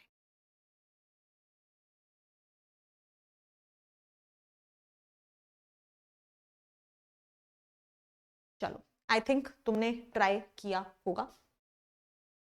आयरन है कहां कहां कहां कहां कहां कहां, ये रही आयरन, ठीक है। कॉपर कहां है, कहां कहां कहां कहां, ये रही कॉपर, दिख रहा है। आयरन कॉपर के ऊपर है, iron is more powerful, iron के पास पावर है कि वो कॉपर को धक्का दे सकता है, तो आयरन कॉपर को धक्का दे देगा और कॉपर आगे चला जाएगा और आयरन उसकी जगह ले लेगा FeSO4 प्लस कॉपर, और ये हो गया आपका डिस्प्लेसमेंट रिएक्शन, तो ये उसको डिस्प्लेस कर पाएगा, ठीक है। सिमिलरली नेक्स्ट देखो, कॉपर प्लस जिंक सल्फेट, चलो बताओ इसका आंसर। अब अगर हम देखें तो कॉपर यहां बैठा है और जिंक यहां बैठा है, तो कॉपर जिंक के नीचे है, तो क्या कॉपर के पास पावर है कि वो जिंक को धक्का दे पाएगा? No no no no no, बिल्कुल नहीं। मुझे तुम्हारी आवाज यहां तक आ गई, नहीं पॉसिबल है, नहीं पॉसिबल है, कोई रिएक्शन नहीं, ठीक है। अभी के लिए ऐसे लर्न कर लो, बट क्योंकि मुझे चाहिए कि तुम्हें केमिस्ट्री और अच्छे से आए, तो जब तुम 11th में आओगे तब मैं तुम्हें इसके पीछे का रीजन समझाऊंगी, ठीक है, कि ऐसा एक्चुअल में क्यों होता है। बहुत बहुत डिटेल है, बट वो हम आगे बड़ी क्लासेस में करेंगे। अभी के लिए हमारा इतना काम काफी है। डन? यस, चलिए, वेरी गुड। यहां तक डिस्प्लेसमेंट रिएक्शन तक हमारे पास हो गया। ऐसे क्वेश्चंस आप कर सकते हो। आपको मैं बहुत सारे क्वेश्चंस जो है वो होमवर्क में दे दूंगी, आगे आपके साथ में PDF शेयर हो जाएगी होमवर्क क्वेश्चंस की, आपको वो करनी है, तो या तुम्हारी प्रैक्टिस बहुत अच्छे से होगी। नेक्स्ट टॉपिक है फॉर्मेशन ऑफ सोडियम क्लोराइड। अब बेटा इस टॉपिक को कैसे समझना है, तो हमें ना थोड़ा सा लुईस डॉट स्ट्रक्चर समझ में आना चाहिए। लुईस डॉट स्ट्रक्चर क्या होता है? लुईस डॉट स्ट्रक्चर का मतलब होता है कि आप किसी भी एलिमेंट के वैलेंस शेल में कितने इलेक्ट्रॉन्स हैं वो रिप्रेजेंट करते हैं, ठीक है। लेट्स टेक एन एग्जांपल, जैसे मैम आपने बोला सोडियम, जैसे मैम आपने बोला सोडियम, तो सोडियम की इलेक्ट्रॉनिक कॉन्फ़िगरेशन क्या होती है, एटॉमिक नंबर बेटा इसका 11 होता है। अगर तुमको नहीं लर्न है ना तो तुमको फर्स्ट 20 एलिमेंट्स लर्न कर लेने हैं, उनके मास भी और उनके एटॉमिक नंबर भी, ठीक है। इसमें होते हैं 2,8, 8 और 2 10 हो गए, 11 चाहिए तो और एक, ठीक है। ये आपका सोडियम होता है, ये इसकी इलेक्ट्रॉनिक कॉन्फ़िगरेशन होती है, ठीक है। ऐसे ही मान लो मैंने लिख दिया मैग्नीशियम, मैग्नीशियम होता है 12, 2,8, 2, ठीक है बेटा। ऐसे ही मान लो मैंने लिख दिया क्लोरीन, क्लोरीन होता है 17, 2,8, 7, ठीक है। ये मैंने आपके सामने लिख दिए। तो अगर आप ध्यान से देखोगे बेटा तो आपको ना थोड़ी थोड़ी चीजें समझ में आने लगेंगी। पता है मेटल्स कौन होते हैं? मेटल्स वो होते हैं जो आराम से इलेक्ट्रॉन लूज कर सके। ये बात अपने पास अगर दिमाग में बिठा लोगे तो तुम्हारे लिए काम बहुत आसान हो जाएगा। मेटल्स वो होते हैं जो बहुत आराम से इलेक्ट्रॉन्स लूज कर सकते हैं, ठीक है। हाँ, और नॉन मेटल्स वो होंगे जो इलेक्ट्रॉन्स एक्सेप्ट करना चाहते हैं, लूज नहीं करना चाहते। अब पूरे के पूरे केमिस्ट्री में सारे के सारे एलिमेंट्स सिर्फ एक ही चीज के पीछे भाग रहे हैं, and that is complete octet. अपनी इलेक्ट्रॉनिक कॉन्फ़िगरेशन वैलेंस शेल में कंप्लीट करना चाह रहे हैं। 8 इलेक्ट्रॉन चाहते हैं अपनी वैलेंस शेल में, बाहर की शेल में उनको बस 8 इलेक्ट्रॉन पूरे चाहिए। अब उसके लिए उन्हें भले ही इलेक्ट्रॉन लूज करना पड़े, भले ही उनको इलेक्ट्रॉन गेन करना पड़े कि भाई किसी और से ले ले, ठीक है। वो 8 पूरे करना चाहते हैं, एज सिंपल एज दैट, ठीक है। अब उनके लिए 8 पूरे करने के लिए क्या आसान है, इलेक्ट्रॉन लूज करना या इलेक्ट्रॉन गेन करना, वो उनके ऊपर डिपेंड करता है, ठीक है। तो बात करते हैं, जैसे अगर मैं सोडियम की बात करूं तो तुम्हें क्या लगता है, सोडियम के पास 2,8, 1 है, ठीक है। अब उसके पास उसकी वैलेंस शेल में 1 इलेक्ट्रॉन है। सोडियम थोड़ा दिमाग लगाएगा, ठीक है, कि यार अगर मुझे 8 इलेक्ट्रॉन पूरे करने हैं तो मेरे पास 2 रास्ते हैं। या तो मैं 7 इलेक्ट्रॉन गेन करूं किसी से, मतलब 7 इलेक्ट्रॉन लूं किसी से, इतना मुश्किल होगा उसके लिए 7 इलेक्ट्रॉन इकट्ठे करना, है ना। या फिर एक और रास्ता है कि जो मेरे पास 1 इलेक्ट्रॉन है इसको मैं दे देता हूं। अगर मैंने 1 इलेक्ट्रॉन दे दिया तो मेरे पास लास्ट शेल ये बच जाएगी और इसमें 8 पूरे हैं। तो इसीलिए सोडियम के लिए ज्यादा आसान है 1 इलेक्ट्रॉन लूज करना, तो सोडियम अपना 1 इलेक्ट्रॉन लूज कर देता है, ठीक है। और सोडियम जब अपना 1 इलेक्ट्रॉन लूज करता है बेटा, जब भी कोई एलिमेंट इलेक्ट्रॉन लूज करता है, जैसे 1 इलेक्ट्रॉन लूज किया तो +1 उसके ऊपर +1 स्टेट आ जाती है। अगर वो 2 इलेक्ट्रॉन लूज कर देगा तो +2 आ जाएगी, अगर 3 करेगा तो +3 आ जाता है, ठीक है। प्लस वाली वैल्यू हमें बताती है कि कितने इलेक्ट्रॉन कम है। तो उसने 1 इलेक्ट्रॉन अगर कम कर दिया तो उसके पास में आ जाएगा 2,8, उसके पास आ गई नोबल गैस कॉन्फ़िगरेशन स्टेबल, है ना। हाँ, ऐसे ही मैग्नीशियम भी सोचेगा, या तो 6 इलेक्ट्रॉन किसी से लूं, या फिर एक काम करता हूं 2 इलेक्ट्रॉन है दे देता हूं किसी को। अब अगर वो 2 इलेक्ट्रॉन लूज करेगा तो वो उसके लिए ज्यादा आसान है। हाँ, तो मैग्नीशियम जो होता है वो +2 स्टेट दिखाता है, ठीक है। वो 2 इलेक्ट्रॉन लूज कर रहा है तो +2 आएगा और इसकी भी इलेक्ट्रॉनिक कॉन्फ़िगरेशन 2,8 हो जाएगी, ठीक है। अब क्लोरीन सोचता है कि यार मेरे पास 7 इलेक्ट्रॉन है, या तो मैं 7 इलेक्ट्रॉन लूज करूं, बड़ा मुश्किल है मेरे लिए, या फिर एक काम करता हूं 1 इलेक्ट्रॉन एक्सेप्ट कर लेता हूं किसी से, 1 इलेक्ट्रॉन ले लेता हूं किसी से, है ना। हाँ, तो क्लोरीन जो होता है वो 1 इलेक्ट्रॉन ले लेता है, इसके लिए आसान है 1 इलेक्ट्रॉन लेना। और जब 1 इलेक्ट्रॉन लेते हैं, क्योंकि एक एक्स्ट्रा आ रहा है तो -1 आ जाता है। 1 इलेक्ट्रॉन लिया तो -1, 2 इलेक्ट्रॉन लिए तो -2, 3 तो -3, that is how it goes, ठीक है। तो क्लोरीन 1 इलेक्ट्रॉन ले लेता है तो उसके ऊपर Cl -1 आ जाता है। अगर वो 1 इलेक्ट्रॉन ले लेगा तो आपके पास में इलेक्ट्रॉनिक कॉन्फ़िगरेशन 2,8,8 बन जाती है, इसके पास भी नोबल बन गई, ठीक है। हाँ, अब मैंने तुम्हें स्टार्टिंग में बताया था जो इलेक्ट्रॉन लूज करना चाहते हैं, जो आराम से इलेक्ट्रॉन लूज कर देते हैं, वो मेटल्स होते हैं। तो भाई ये क्या है, दीज आर मेटल्स, क्योंकि ये इलेक्ट्रॉन लूज कर रहे हैं। जो इलेक्ट्रॉन गेन करते हैं वो क्या होते हैं, दे आर नॉन मेटल्स। ये इलेक्ट्रॉन गेन कर रहा है तो it is a non metal. तो मेटल और नॉन मेटल हमें समझ में आ गया। अगर मुझे अगर मुझे लुईस डॉट स्ट्रक्चर बनाना होता तो जब मैं इसका लुईस डॉट स्ट्रक्चर बनाती तो मैम सोडियम की वैलेंस शेल में सिर्फ 1 इलेक्ट्रॉन है, ठीक है। तो मैं तुम्हारे सामने बना के दिखाती हूँ। Na जो है वो उसकी इलेक्ट्रॉनिक कॉन्फ़िगरेशन क्या होगी, मैंने बोला Na के पास सिर्फ वैलेंस शेल में एक ही इलेक्ट्रॉन था, ठीक है। और Cl बना दूं अगर मैं तुम्हारे सामने, तो Cl की वैलेंस शेल में 7 इलेक्ट्रॉन थे। तो मैम आप Cl को, अब देखो तुम्हें ना जब दो एलिमेंट्स बनाने होते हो तो तुम दोनों के या तो क्रॉस क्रॉस से इलेक्ट्रॉन बना सकते हो या डॉट डॉट से। तो मैं इसके डॉट से बना देती हूँ, 1 2 3 4 5 6 और 7। ये इसका लुईस डॉट स्ट्रक्चर है, ठीक है। अब तुम्हें पता है Na ने एक इलेक्ट्रॉन लूज कर दिया, तो जब Na एक इलेक्ट्रॉन लूज कर देगा तो Na प्लस बन जाएगा, ठीक है। हाँ, अब इसके पास कोई इलेक्ट्रॉन ही नहीं है, तो मैं सिर्फ ऐसे Na प्लस दिखा रही हूँ तुम्हें। वैसे तो तुम इसमें 8 इलेक्ट्रॉन बना सकते हो क्योंकि फिर उसकी वैलेंस शेल 8 हो जाती है, बट ठीक है, बिना उसके ऐसे हमें दिख रहा है कि चार्ज उसके ऊपर +1 है। जो Cl है उसने एक इलेक्ट्रॉन गेन किया, तो जो Cl माइनस है वो कैसे बन जाएगा, तुम्हारे पास में Cl होगा 1 2 3 4 5 6 7 और 8। एक्चुअल में होता क्या है, ये सोडियम कहता है कि यार मेरे पास एक इलेक्ट्रॉन है, Cl कहता है कि यार मेरे को एक इलेक्ट्रॉन की जरूरत है। तो जो Cl इलेक्ट्रॉन, Na जो इलेक्ट्रॉन लूज करता है, Cl वो इलेक्ट्रॉन एक्सेप्ट कर लेता है। तो मैंने उसको ऐसे दिखा दिया, ठीक है। हाँ, फिर आपके पास में Na प्लस बन गया और आपके पास में Cl माइनस बन गया। एक्चुअल में मेरे बेटे इनके बीच में आ जाती है इंटरेक्शन, ये ऐसे बन जाते हैं। तुम्हें पता है कि ये कितनी स्ट्रॉन्ग फोर्स ऑफ इंटरेक्शन है, ये कितनी strong force of interaction, opposites attract. तो जब आयंस बनते हैं और ऑपोजिट आयंस होते हैं तो इनके बीच में बड़ी ही स्ट्रॉन्ग फोर्स ऑफ इंटरेक्शन आ जाती है, इसे कहते हैं electrovalent bond. Basically oppositely charged ions के बीच में स्ट्रॉन्ग इंटरेक्शन होती है, आयनिक इंटरेक्शन होती है ये, this is your ionic interaction. और इसी आयनिक इंटरेक्शन को नाम दिया जाता है इलेक्ट्रोवेलेंट बॉन्ड। और ये जो कंपाउंड बना है, जो Na और Cl की वजह के ऑपोजिट चार्जेस के बीच में अट्रैक्शन से जो तुम्हें NaCl मिला है, इसे बोलते हैं आयनिक कंपाउंड, इसे बोलते हैं ionic compound.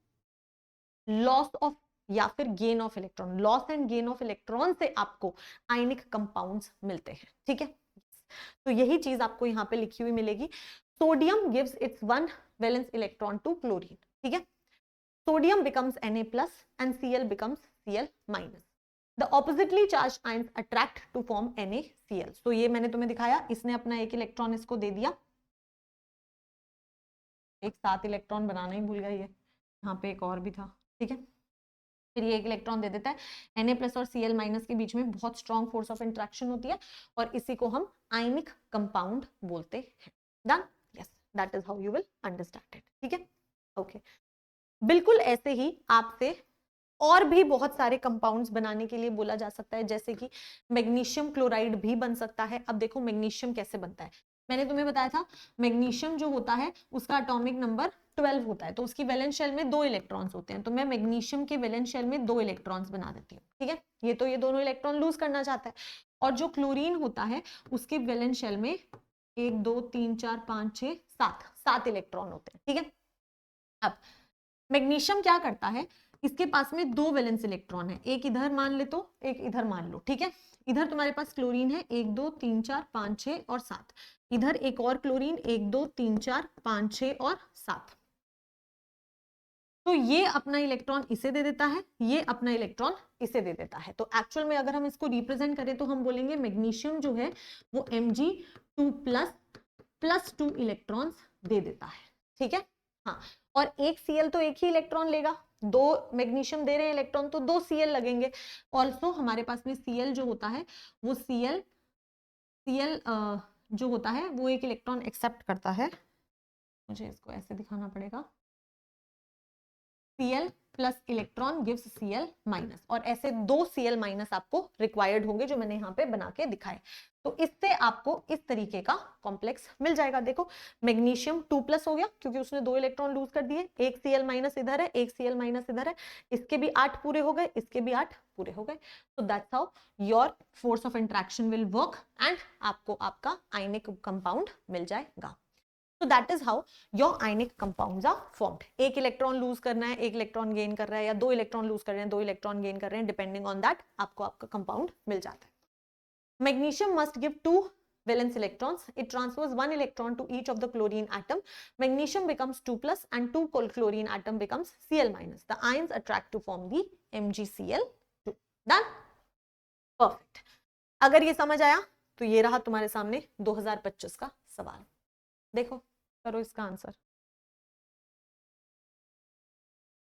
The formation of magnesium oxide is correctly shown in. अब मैंने तुम्हें मैग्नीशियम ऑक्साइड नहीं कराया, पर तुम्हें आना तो चाहिए। कैसे मैम? ध्यान से देखो बेटा, इसी पे ही कर देते हैं। हमें पता है कि मैग्नीशियम जो होता है वो तो मैम 2 इलेक्ट्रॉन लूज करता है और मैग्नीशियम 2+ बनाता है। 2 इलेक्ट्रॉन लूज करता है ना वो, तो मैग्नीशियम 2+ बनाता है, ठीक है। अब ऑक्सीजन जो होता है, ऑक्सीजन का एटॉमिक नंबर क्या होता है? क्या होता है एटॉमिक नंबर?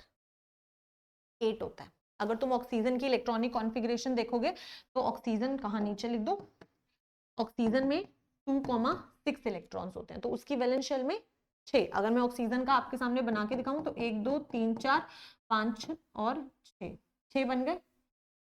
तो उसको 2 इलेक्ट्रॉन की जरूरत है। मैग्नीशियम को 2 इलेक्ट्रॉन लूज करने हैं और ऑक्सीजन को 2 इलेक्ट्रॉन गेन करने हैं। तो मैं सीधा ही लगा दूं तुम्हारे लिए, यहाँ पे देखो, मैग्नीशियम के पास में है 2 इलेक्ट्रॉन्स जो वो लूज करना चाहता है, ऑक्सीजन के पास में है 6 इलेक्ट्रॉन्स और वो 2 इलेक्ट्रॉन्स गेन करना चाहता है। तो मैग्नीशियम अपने दोनों इलेक्ट्रॉन्स इसको दे देगा and you will get this Mg2+। तो तुम्हारे पास में आ जाएगा Mg जो है वो तो 2+ हो जाएगा, और जो ऑक्सीजन है 1 2 3 4 5 6 7 और 8 इसकी वजह से, और इसके पास में 2 नेगेटिव होगा, 2+2- तो कैंसिल हो जाएगा, MgO बन जाएगा ना। तो आप देखो, इसने अपने 2 इलेक्ट्रॉन इसको दिए, ये बन गया। यहाँ पे तो सिर्फ एक ही दे रहा है, यहाँ पे 2 अलग अलग को दे रहा है, विच इज रॉन्ग, ये भी रॉन्ग है। तो ऑप्शन ए आपका करेक्ट आंसर, ठीक है। अगर ऑप्शन टिक करने में आए तो डायरेक्टली टिक करना है, अगर नहीं तो पूरा एक्सप्लेन करना है कि मैग्नीशियम की इलेक्ट्रॉनिक कॉन्फ़िगरेशन क्या होती है, ऑक्सीजन की इलेक्ट्रॉनिक कॉन्फ़िगरेशन क्या होती है, एंड देन कंप्लीट डिटेल, ठीक है बेटा। पेपर को लिखने का तरीका बेस्ट यही होता है, तुम ये सोचो कि तुम टीचर हो और तुम्हें किसी बच्चे को पढ़ाना है, तो तुम्हें उसको सब कुछ बताना पड़ेगा कि मैग्नीशियम में कितने इलेक्ट्रॉन होते हैं, कैसे होता है, सब कुछ करके बताओगे तो हो जाएगा परफेक्ट, ठीक है। ओके, नेक्स्ट बड़ा ही इंपॉर्टेंट है, and that is my dear students your properties of ionic compounds. पता है आयनिक कंपाउंड्स की बहुत सारी प्रॉपर्टीज होती हैं। जैसे मैं तुम्हें एक एग्जांपल देती हूँ, मैंने तुम्हें अभी NaCl स्ट्रक्चर लिखना सिखाया। NaCl क्या होता है? जो हम घर पे नमक खाते हैं, NaCl, है ना, हर चीज में जो तुम नमक डाल रहे हो, है ना। तो कहता है फिजिकल स्टेट, अब इसकी कुछ प्रॉपर्टीज हैं, उससे रिलेट करते हुए पढ़ना है, ठीक है। Physical state, solid at room temperature, namak is solid at room temperature due to strong electrostatic forces between the ions. मैंने कहा था ना, ऑपोजिट चार्जेस के बीच में बहुत स्ट्रॉन्ग फोर्सेस ऑफ इंटरेक्शन होती हैं, तो वो इतनी ज्यादा स्ट्रॉन्ग होती हैं कि वो सॉलिड होते हैं रूम टेम्परेचर के ऊपर, ठीक है। क्योंकि वो सॉलिड है तो they have very high melting and boiling points. बहुत स्ट्रॉन्ग फोर्स होगी तो भाई बहुत स्ट्रॉन्ग मेल्टिंग और बॉइलिंग पॉइंट ही तो होगा, क्योंकि वो फोर्स ऑफ इंटरेक्शन तोड़ने के लिए स्ट्रॉन्ग फोर्स चाहिए होगी। तो large amount of energy is required to break the strong ionic bonds. इतना आसान नहीं है उन बॉन्ड्स को तोड़ना, ठीक है।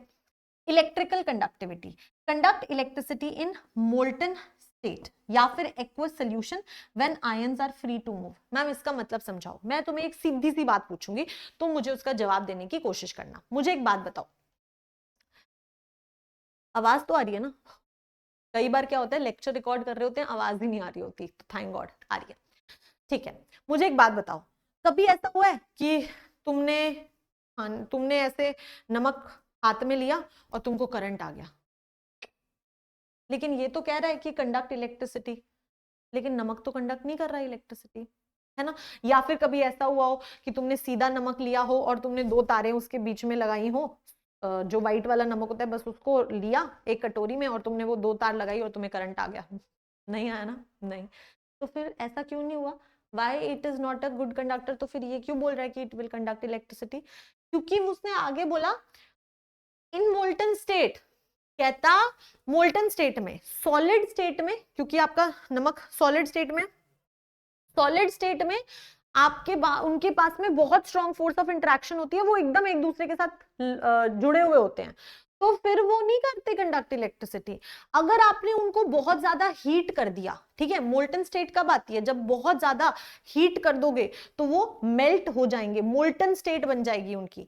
जब वो मोल्टन स्टेट में हो जाते हैं तो Na+ अलग हो जाता है, Cl- अलग हो जाता है, अपने अलग अलग चले जाते हैं, वो फोर्स ऑफ इंटरेक्शन गई, और जब वो अलग अलग हो जाते हैं फिर वो इलेक्ट्रिसिटी कंडक्ट कर देते हैं। तो इट इज इंपॉर्टेंट कि सॉलिड स्टेट में बैड कंडक्टर, सॉलिड स्टेट में डज नॉट कंडक्ट, वो सिर्फ मोल्टन स्टेट में कंडक्ट करते हैं। क्यों करते हैं, समझ आ गया। दूसरी चीज, नमक को पानी में डाल दो, नमक को पानी में डाल दो, जैसे ही नमक को पानी में डाला और फिर तारे लगाई, यानी कि पोटेंशियल डिफरेंस अप्लाई किया, करंट आ जाएगा। क्यों आ गया मैम फिर करंट, क्योंकि बेटा अब तुमने क्या किया, उसको एक्वस सोल्यूशन, एक्वस जहां पे वर्ड आ जाता है ना, एक्वस का मतलब होता है कि तुम्हारा सॉल्वेंट वाटर है। तो तुम अगर कभी भी कोई भी आयनिक कंपाउंड को पानी में मिक्स कर देते हो, पानी में मिक्स होने के बाद में सारी की सारी फोर्स ऑफ इंटरेक्शन खत्म हो जाती है, Na+ अपना अलग हो जाता है, Cl- अपना अलग हो जाता है, और जैसे ही वो आयंस में टूटते हैं वो इलेक्ट्रिसिटी कंडक्ट करना शुरू कर देते हैं। तो हमेशा इस वाले पॉइंट के लिए नमक का एग्जांपल याद रखना, कभी गलत नहीं होगा, ठीक है। नेक्स्ट, सॉल्युबिलिटी, ठीक है। Generally soluble in water but insoluble in organic solvents like kerosene. अब क्योंकि बेटा फोर्स ऑफ इंटरेक्शन बहुत ज्यादा स्ट्रॉन्ग फोर्स ऑफ इंटरेक्शन है, ठीक है, पोलैरिटी है, तो जो आपके आयनिक कंपाउंड्स होते हैं वो हमेशा पानी के अंदर सॉल्युबल होते हैं, ठीक है। हाई डाइलेक्ट्रिक कांस्टेंट होता है तो पानी के अंदर वो सॉल्युबल होते हैं, लेकिन ऑर्गेनिक सॉल्वेंट्स जो होते हैं जैसे कि केरोसिन वगैरह, उसके अंदर वो सॉल्युबल नहीं होते, ठीक है। तो ये आपको सॉल्युबिलिटी के लिए फैक्टर याद रखना है, soluble in water but not soluble in organic solvents जैसे कि केरोसिन वगैरह, ठीक है। ये पॉइंटर्स मिल जाएंगे। चलो भाई आगे बात करते हैं। नेक्स्ट बेटा हम एक बहुत ही इंपॉर्टेंट चीज करेंगे, एक सेकेंड रुकना।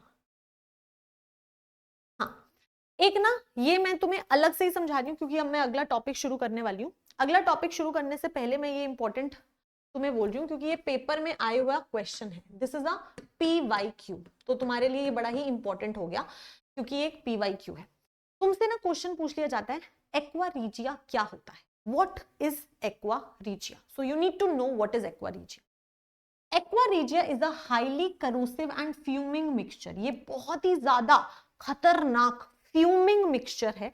किसका, concentrated nitric acid and concentrated hydrochloric acids का, ठीक है। तो एक्वा रीजिया क्या है, कॉन्सेंट्रेटेड नाइट्रिक एसिड और कॉन्सेंट्रेटेड हाइड्रोक्लोरिक एसिड का मिक्सचर, ठीक है, इन अ रेशियो ऑफ 1:3, मतलब नाइट्रिक एसिड 1:, हाइड्रोक्लोरिक एसिड 3। ये आपका एक मिक्सचर है, इन दोनों को मिक्स कर दिया 1:3 में और आपको एक्वा रीजिया मिल गया। It has the ability to dissolve gold and platinum. तुम्हें पता है गोल्ड की ज्वेलरीज बनती हैं, प्लैटिनम की भी आजकल ज्वेलरीज बनती हैं, ठीक है, ऐसे रिंग विंग ना आजकल प्लैटिनम की बड़ी चलती है। हम ज्वेलरी हमेशा उन मेटल्स की बनाते हैं जो बहुत ही ज्यादा स्टेबल होते हैं, जो किसी के साथ रिएक्शन नहीं करते, बहुत ही ज्यादा नोबल होते हैं, ठीक है, उनको रिएक्ट नहीं करना होता किसी के साथ, तो वो बहुत ही नोबल मेटल्स होते हैं, ठीक है। लेकिन जब तुम एक्वा रीजिया मिक्सचर के अंदर गोल्ड और प्लैटिनम जो इतने ज्यादा अनरिएक्टिव होते हैं, इतने ज्यादा स्टेबल होते हैं, जो किसी के साथ रिएक्शन नहीं करते, उनको डालते हो तो वो डिसॉल्व कर लेते हैं गोल्ड और प्लैटिनम को भी, ठीक है। तो एक्वा रीजिया बहुत स्ट्रॉन्ग मिक्सचर होता है, तो तुम्हें पता होना चाहिए कि एक्वा रीजिया का काम क्या होता है, मतलब वो क्या कर सकता है और वो किससे बनता है और वो क्या रेशियो में बनता है, 1:3, ठीक है। तो कॉन्सेंट्रेटेड नाइट्रिक एसिड लिया HNO3, कॉन्सेंट्रेटेड हाइड्रोक्लोरिक एसिड लिया HCl, 1:3 में लिया तो आपको एक्वा रीजिया मिल जाएगा। चलो आगे लिख ही दिया है एक्वा रीजिया 1:3 रेशियो, ठीक है, ऐसे बनता है। अब हम अगले टॉपिक पे मूव करेंगे विच इज योर मिनरल्स, मतलब बेसिकली हम बात करेंगे अब अकरेंस ऑफ मेटल्स की, ठीक है। 2 मिनट पानी पी लूं।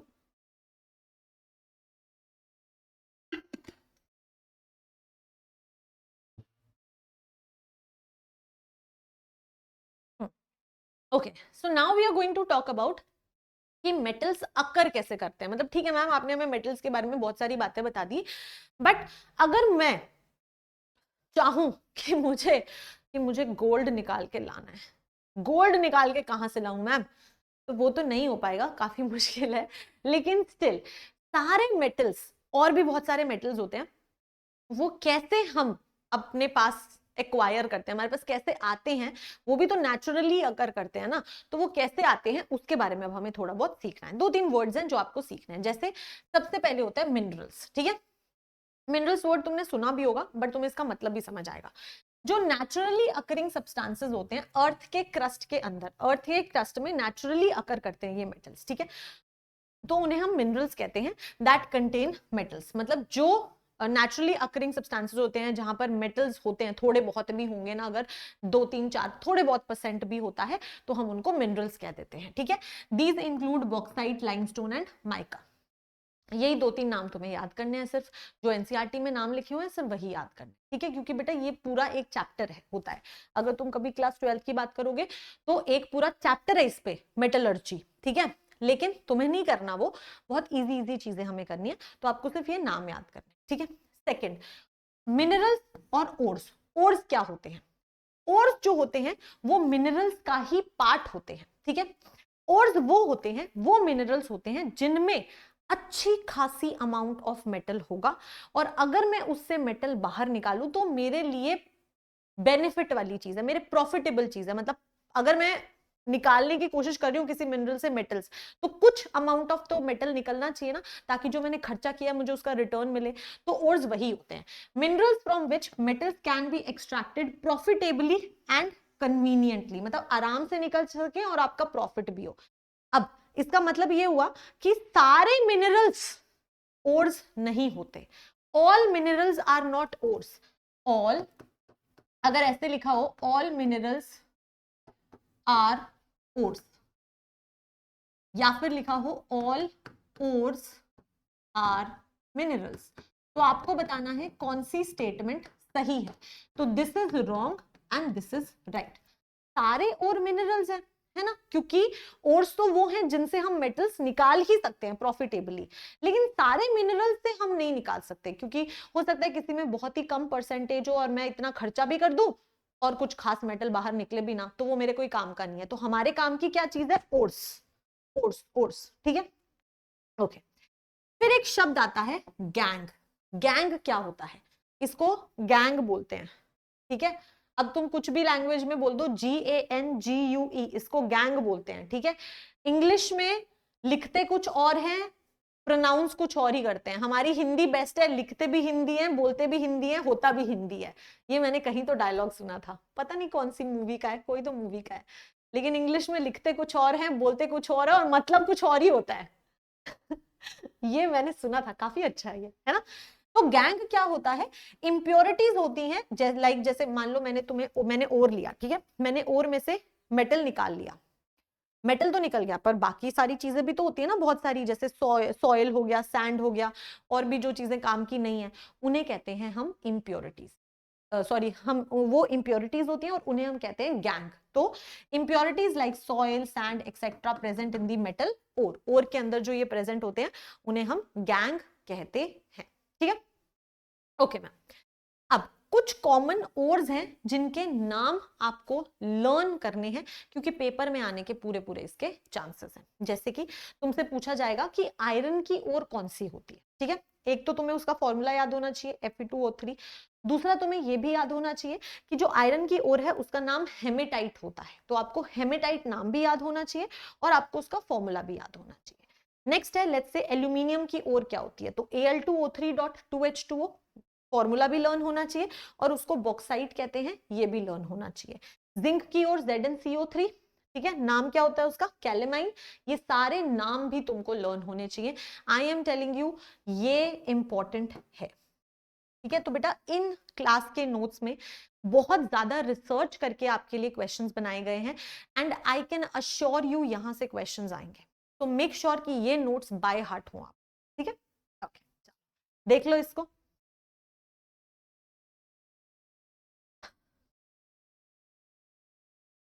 अब आगे बढ़ते हैं।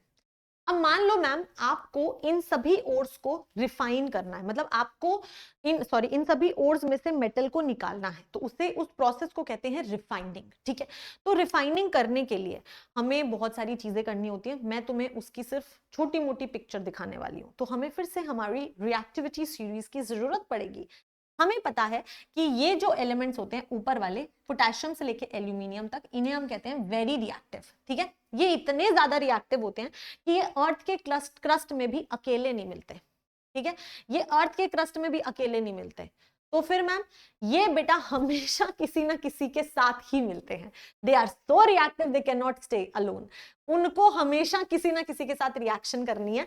सो they are not found in free state as a free metal. वो फ्री मेटल की तरह नहीं होते, दे आर वेरी रिएक्टिव। ठीक है, फिर मैम जिंक से लेके लेड तक जो होते हैं वो मॉडरेटली रिएक्टिव होते हैं। I mean, ठीक है, ठीक ठाक से रिएक्टिव हैं हम।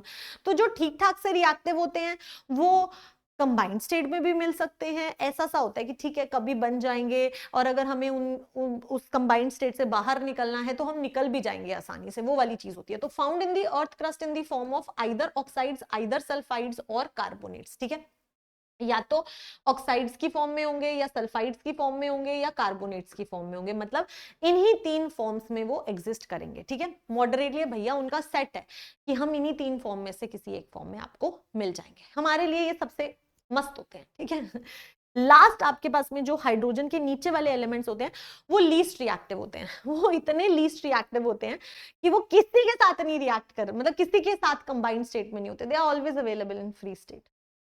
कहते हैं हम आए भी अकेले हैं, हम जाएंगे भी अकेले, एकदम फ्री स्टेट में होते हैं। ठीक है, मतलब they are not present in combined state. ठीक है, सबसे आसान वैसे इनको निकालना होता है क्योंकि ये कंबाइंड स्टेट में नहीं मिलते, बट स्टिल हम तीनों मेथड्स देखेंगे कि कैसे हम उनको रिफाइन कर सकते हैं। ठीक है, तो हम इससे शुरू करते हैं मॉडरेटली रिएक्टिव से, फिर हम आगे बढ़ेंगे। ठीक है, क्योंकि इसका और इसका मेथड सेम होता है, इसका मेथड थोड़ा सा डिफरेंट होता है, तो ये हम लास्ट में करेंगे। फर्स्ट ये, सेकंड ये, फिर थर्ड इससे करेंगे। ठीक है, बेटा ये याद होना चाहिए आपको, पेपर में क्वेश्चन आ सकता है कि जो मॉडरेटली रिएक्टिव होते हैं वो कौन सी कंबाइंड स्टेट्स में आते हैं, या तो ऑक्साइड्स, या तो सल्फाइड्स, या फिर आपके कार्बोनेट्स। ठीक है, ओके।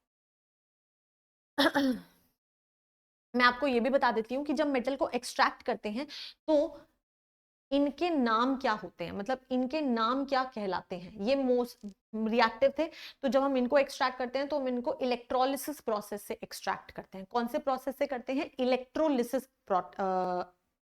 प्रोसेस से। ठीक है, मैं सिखा दूंगी कैसे होता है। उसके बाद में जो ये वाले आपके पार्ट्स होते हैं इनको हम रिडक्शन यूजिंग कार्बन, कार्बन के हेल्प से हम इनको रिड्यूस करेंगे, क्योंकि ये अपनी ऑक्साइड, सल्फाइड्स या फिर कार्बोनेट्स फॉर्म में होंगे, तो फिर हम इनको रिड्यूस करेंगे और रिड्यूस करके निकालेंगे। और रिड्यूस करके निकालेंगे तो हम कौन सा रिड्यूसिंग एजेंट यूज करेंगे? कार्बन। ठीक है, अगर कार्बन एक रिड्यूसिंग एजेंट है तो वो उनको रिड्यूस करेगा। ठीक है, दूसरे को रिड्यूस करेगा, यानी कि इनको रिड्यूस करके से निकाल के, खींच के निकाल लाएगा। और जो लीस्ट रिएक्टिव होते हैं वो तो नेटिव स्टेट में ही मिलते हैं, तो बहुत आराम से हमें मिल जाते हैं। ठीक है, ओके, ये नोट्स में लेंगे तो टेंशन मत लो। अब हम एक्सट्रैक्टिंग मेटल्स में, मैंने तुम्हें कहा था कि हम सबसे पहले कौन सा करेंगे? जो हमारे मिडिल वाले होते हैं ना, जो हमारे मॉडरेटली रिएक्टिव होते हैं, जो या तो ऑक्साइड्स में, या फिर सल्फाइड्स में, या फिर कार्बोनेट फॉर्म में मिलते हैं। ठीक है, तो present as either oxides, either sulfides और कार्बोनेट्स इन नेचर। ठीक है, अगर मेरे को एक बार इन फॉर्म में मिल गए तो मुझे, मतलब बेसिकली एक जनरल तरीका क्या होगा हमारा, हम इनको पहले कार्बोनेट्स या सल्फाइड्स को ऑक्साइड्स में कन्वर्ट कर लेंगे। ठीक है, ऑक्साइड्स में कन्वर्ट करने के बाद में हम इनको कार्बन के साथ रिड्यूस करके मेटल अकेला निकाल लेंगे। तो जनरल अगर मैं तरीका बताऊं तो क्या करूंगी, सल्फाइड्स हो या कार्बोनेट्स हो, उनको पहले ऑक्साइड्स में कन्वर्ट कर दूंगी हीट वीट करके, और फिर ऑक्साइड्स को कार्बन के साथ रिड्यूस करूंगी, और फिर मेरे को मेरा मेटल अकेला मिल जाएगा। ठीक है, अब जो मेरे को ऑक्साइड्स में कन्वर्ट करना होता है, जो मेरे को ऑक्साइड्स में कन्वर्ट करना होता है, दो अलग अलग मेथड्स में यूज करती हूँ ऑक्साइड्स में कन्वर्ट करने के लिए। या तो मैं रोस्टिंग कर सकती हूँ, या मैं कैल्सिनेशन कर सकती हूँ। ठीक है, रोस्टिंग कब कैसे होती है, कैल्सिनेशन कैसे होती है, रोस्टिंग कब होती है और कैल्सिनेशन कब होती है, ध्यान से सुनो। रोस्टिंग जो होती है जब तुम्हारे पास में एक्सेस ऑफ एयर है, भर भर के तुम्हारे पास ऑक्सीजन प्रेजेंट है, एयर बहुत सारी है, तो मतलब बहुत सारी ऑक्सीजन की प्रेजेंस में, बहुत सारी एयर की प्रेजेंस में जब मैं हीट करती हूं किसी को, तो उस प्रोसेस को कहते हैं रोस्टिंग। देखो, heating of sulphide ores in the presence of excess of air. अगर आप और हाँ, एक और चीज मैं चाह रही थी मैं बाद में बताऊं, बट चलो यहीं बता देती हूँ।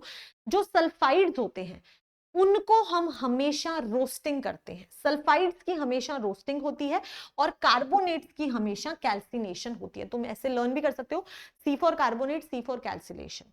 तो कार्बोनेट्स की हमेशा कैल्सिनेशन होती है, सल्फाइड्स की हमेशा रोस्टिंग होती है। Roasting excess of oxygen, excess of air में होती है।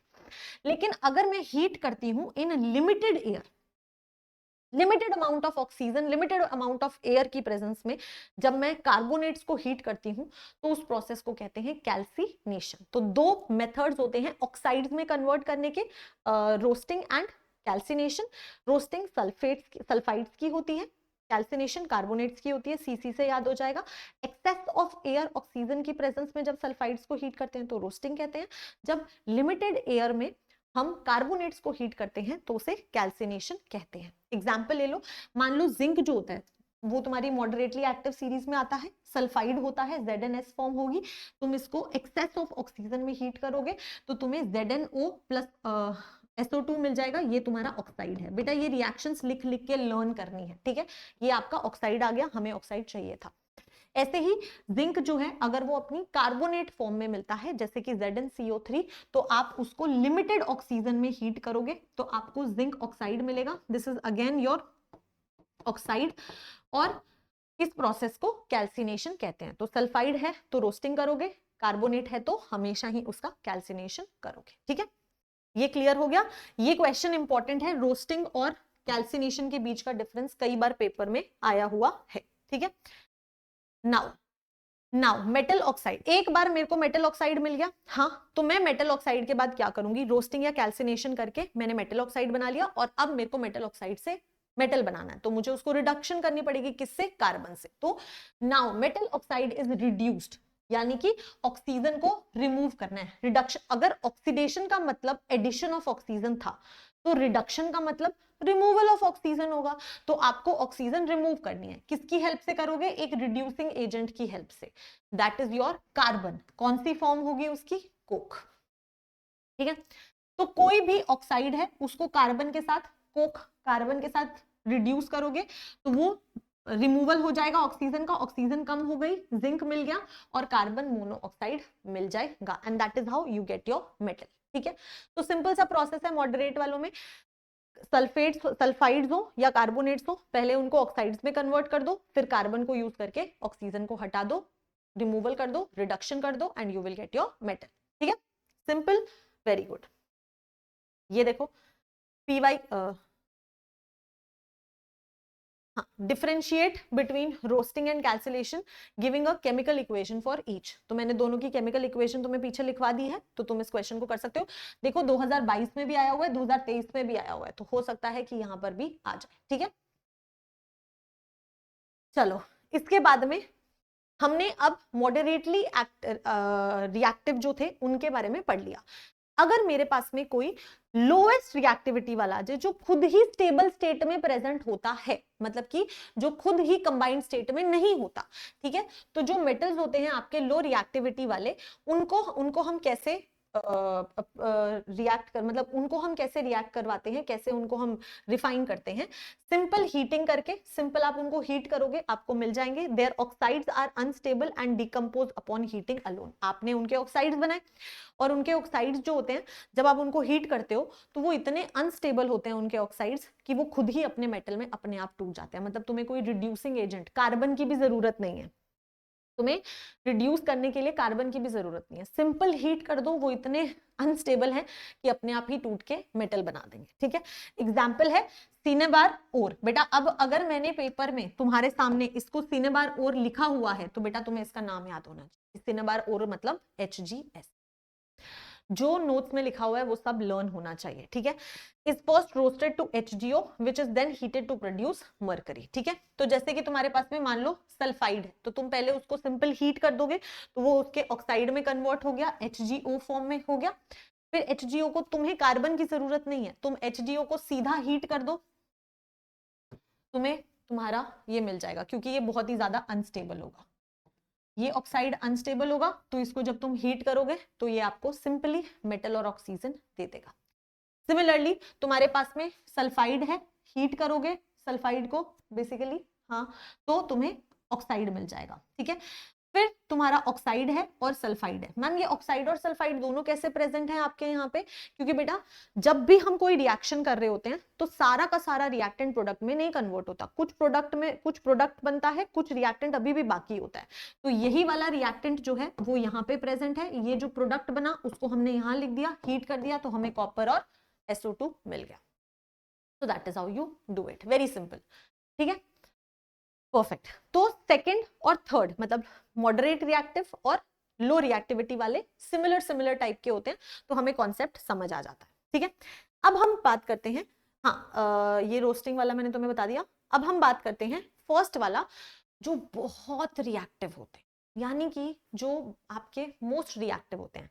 अब बेटा जो मोस्ट रिएक्टिव होते हैं ना, उनको हम कार्बन के साथ रिएक्ट करके रिड्यूस नहीं कर पाते। इसका मतलब है जो मोस्ट रिएक्टिव होते हैं वो तो ऑक्सीजन के प्यारे होते हैं, उनको तो ऑक्साइड्स बहुत पसंद होते हैं, वो तो भाग भाग के ऑक्साइड्स बनाते हैं, हमने देखा था, है ना। तो उनको कार्बन से ज्यादा ऑक्सीजन पसंद होती है। तो जब आप उनके ऑक्साइड्स को कार्बन के साथ हीट करने की कोशिश करते हो तो आपको लगता है कि कार्बन रिड्यूसिंग एजेंट है, कार्बन उनसे ऑक्सीजन को छीन लेगा, क्योंकि रिमूवल ही तो रिडक्शन होता है ना, रिमूवल ऑफ ऑक्सीजन ही तो रिडक्शन होता है। तो कार्बन ऑक्सीजन को हटा देगा, लेकिन ऐसा नहीं हो पाता। क्यों? क्योंकि वो बहुत रिएक्टिव है, उन्हें पता है कि हमें ऑक्सीजन ज्यादा पसंद है, कार्बन तू चल, हमें तू नहीं पसंद, और ना ही हम अपना ऑक्सीजन देंगे। तो इसका मतलब है कि जो बहुत रिएक्टिव होते हैं उनको हम कार्बन की हेल्प से रिड्यूस नहीं कर सकते, तो फिर हमें कुछ और करना पड़ेगा, ठीक है। तो मेटल्स इन हाई रिएक्टिविटी वाले बोलता है दैट हमें उसके लिए इलेक्ट्रोलिटिक रिडक्शन मेथड यूज करना पड़ता है। क्वेश्चन आता है कि तुम उसको कार्बन के साथ क्यों नहीं रिड्यूस कर सकते जैसे बाकी दोनों को कर पा रहे थे। These metals have a strong affinity for oxygen. Affinity का मतलब होता है लव, अफिनिटी का मतलब होता है लव अट्रैक्शन, ठीक है। तो जो ऊपर वाले मेटल्स होते हैं उनका ऑक्सीजन के लिए बहुत प्यार होता है, ठीक है। तो carbon is not strong enough to reduce them, carbon के पास वो पावर नहीं होती है कि वो उससे ऑक्सीजन को खींच के बाहर निकाल दे। नीचे वालों से तो निकाल सकता है बट ऊपर वालों से नहीं निकाल पाता। A powerful electric current is needed. उस ऑक्सीजन को हटाने के लिए हमें बहुत ज्यादा पावरफुल इलेक्ट्रिक करंट लगाना पड़ेगा, बहुत ज्यादा करंट लगाना पड़ेगा, तब जाके वो ब्रेक डाउन होंगे अपने मोल्टन कोर्स के अंदर, ठीक है। और इसी प्रोसेस को कहते हैं इलेक्ट्रोलिटिक रिडक्शन। तो इलेक्ट्रोलिटिक रिडक्शन ऊपर वाले मेटल्स के लिए रिक्वायर्ड होती है। होता क्या है, जैसे मान लो तुम्हारे पास में NaCl है, ठीक है, तुम बहुत ज्यादा इलेक्ट्रिक करंट उसमें से पास करोगे तो वो मोल्टन स्टेट में चला जाएगा। तुम्हें पता ही है ना, जैसे मैंने तुम्हें बताया था कि तुम अगर बहुत ज्यादा हीट कर दोगे आयनिक कंपाउंड को तो वो टूट जाता है। और तुम्हें पता है कि ये जो होते हैं वो अपने कंबाइंड स्टेट में ही होते हैं, ये कभी अपने नॉर्मल स्टेट में मिलते ही नहीं है, ठीक है।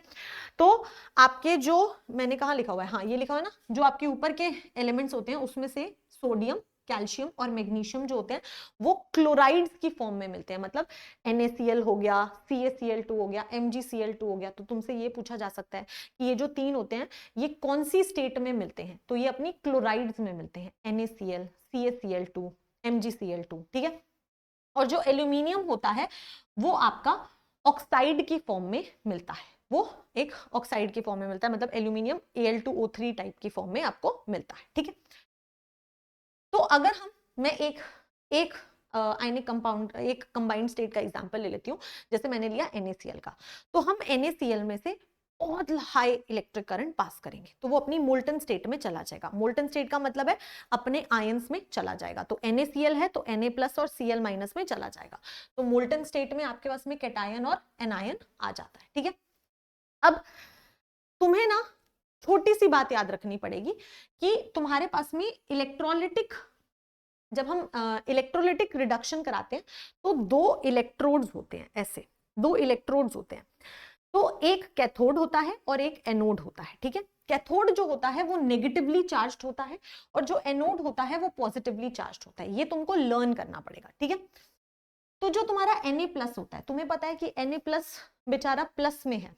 अब वो चाहता है कि मेरे को, अब उसको कहाँ जाना है, उसको Na बनाना है। मैंने बोला ना वो अपनी स्टेबल स्टेट में जाए, मतलब उसमें जाएगा ना, जो उसकी फ्री स्टेट है Na।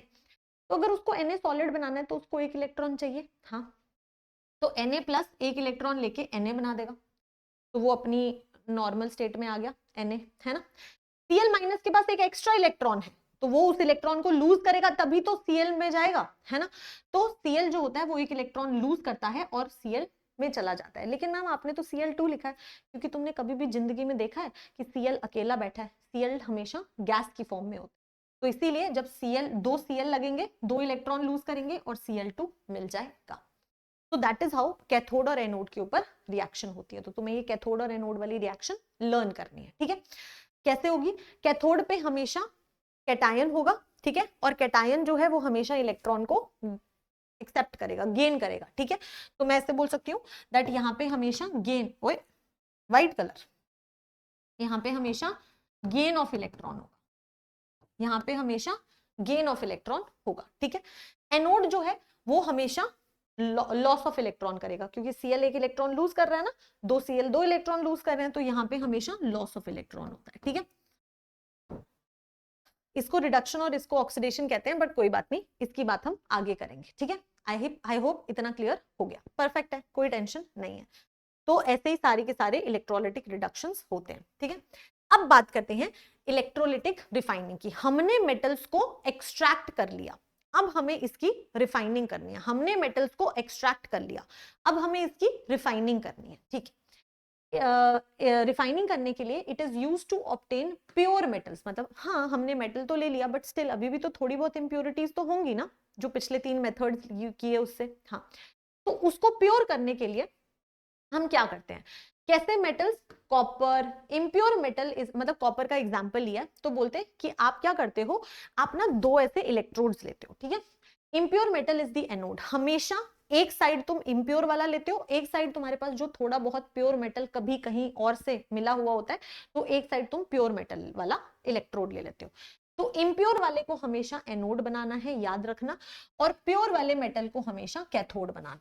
तो तुमसे पेपर में क्वेश्चन पूछा जा सकता है कि इम्प्योर वाला क्या होता है, एनोड या कैथोड, और प्योर वाला क्या होता है, कैथोड। ये लर्न करना है, ठीक है। And the metal salt solution is electrolyte, मतलब ये भी कॉपर है, ये भी कॉपर है, और नीचे तुम कॉपर 2+ का कोई सोल्यूशन लोगे, जैसे कॉपर सल्फेट ले लिया, तो कॉपर 2+ का कोई एक्वस सोल्यूशन लोगे। जिस मेटल के तुम इलेक्ट्रोड्स ले रहे हो उसी का एक्वस सोल्यूशन लेना है। तो अगर इम्प्योर कॉपर, सॉरी ये प्योर कॉपर है, ये इम्प्योर कॉपर है, क्योंकि ये एनोड है, ये कैथोड है, और यहां पर हमने कॉपर 2+ का सोल्यूशन ले लिया। रिएक्शन क्या होगी? मैंने तुम्हें बोला एनोड के ऊपर हमेशा इलेक्ट्रॉन लूज होगा, तो कॉपर जो है वो कॉपर 2+ प्लस 2 इलेक्ट्रॉन देगी। मान लो ये तुम्हारी एनोड है, तो कॉपर जो है ये इम्प्योर है, ये कॉपर 2+ ऐसे नीचे देती रहेगी, ये कॉपर 2+ ऐसे नीचे देती रहेगी, ठीक है, क्योंकि ये कॉपर 2+ दे रही है और 2 इलेक्ट्रॉन दे रही है, ठीक है। इसके बाद में कैथोड के ऊपर हमेशा इलेक्ट्रॉन एक्सेप्ट होते हैं, गेन होता है, तो जो कॉपर 2+ है वो 2 इलेक्ट्रॉन एक्सेप्ट करके कॉपर बना लेता है। तो जो ये पानी के अंदर कॉपर 2+ है, ये प्योर वाले के ऊपर जाके बैठते रहते हैं, ठीक है। तो समय के साथ तुम सोचो, ये ऐसे आता जा रहा है तो ये पतलू पतलू पतलू होता रहेगा, ये वाले के ऊपर ऐड होता जा रहा है तो ये समय के साथ मोटा मोटा मोटा होता रहेगा। ये इम्प्योर है, ये प्योर है, लाइफ इज इजी, प्योर तुम्हें मिल गया। मतलब तुम्हें इम्प्योर थोड़ा सा दिखा के, सॉरी प्योर थोड़ा सा दिखा के इम्प्योर वाले से उसको अपनी तरफ अट्रैक्ट करवाना है, यही तो हो रहा है। इम्प्योर वाले से जाते जा रहा है, जाते जा रहा है, और इलेक्ट्रॉन एक्सेप्ट करके उधर ऐड होते जा रहा है, ठीक है। इसे कहते हैं एनोड मड। ये जो एनोड होती है ना, उसके नीचे ऐसे तुम्हें कचरा सा दिखता है, ये कचरा क्या होता है? इंप्योरिटीज होती हैं। जो आपका इंप्योर है तो ऑब्वियसली उसमें कुछ इंप्योरिटीज भी तो होंगी, वो सारी इंप्योरिटीज ऐसे नीचे कलेक्ट होती रहती हैं एनोड के नीचे, इसको एनोड मड भी कहते हैं, ठीक है, एनोड मड, ठीक है। तो ये पूरा apparatus होता है कैसे रिफाइनिंग होती है कॉपर की। तुम्हारे सिलेबस में रिफाइनिंग ऑफ कॉपर ही है, बाकी सबकी रिफाइनिंग नहीं है, तो लाइफ इज इजी, ठीक है। So that is how your process will take place. चलो भाई, ये भी समझ में आ गया। नेक्स्ट है करोजन ऑफ मेटल्स। ये तो हम सबको आता है भाई। अगर मुझे मेटल्स का करोजन करना है, अगर मुझे मेटल्स का करोजन करना है, जैसे कि तुमने देखा होगा ना रस्टिंग ऑफ आयरन, आयरन कैसे रस्ट हो जाती है, ऐसे मेटल्स का करोजन भी होता है, ठीक है। तो gradual eating away of metals due to the reaction with moisture and gases in air. पता है तुम्हें, आयरन की रस्टिंग करने के लिए अगर तुम बोल दो कि मैं ना आयरन को सिर्फ ऑक्सीजन के साथ रिएक्ट करा के वो रस्ट हो जाएगी, अगर तुम बोल दो आयरन को सिर्फ पानी के साथ रिएक्ट करा के मैं रस्ट कर दूं, नहीं होगा। आयरन की रस्टिंग होने के लिए तुम्हें पानी भी चाहिए और ऑक्सीजन भी चाहिए, दोनों के मिक्सचर से रस्टिंग होती है। मतलब आयरन की रस्टिंग O2 और वाटर ड्रॉपलेट से मिलकर होती है, ठीक है। Example, rusting of iron. Rusting of iron कैसे होती है, कलर क्या होता है तुम्हें लर्न होना चाहिए, रेडिश ब्राउन कलर होता है, रेडिश ब्राउन कलर होता है, और ये तो तुम्हें याद भी हो जाएगा दिमाग में, ठीक है। Fe2O3.XH2O, ऑक्सीजन भी रिक्वायर्ड है रस्टिंग करने के लिए, वाटर भी चाहिए, ये दोनों रिक्वायर्ड है, तभी रस्टिंग होगी, किसी भी एक की एब्सेंस में रस्टिंग नहीं होगी, ठीक है।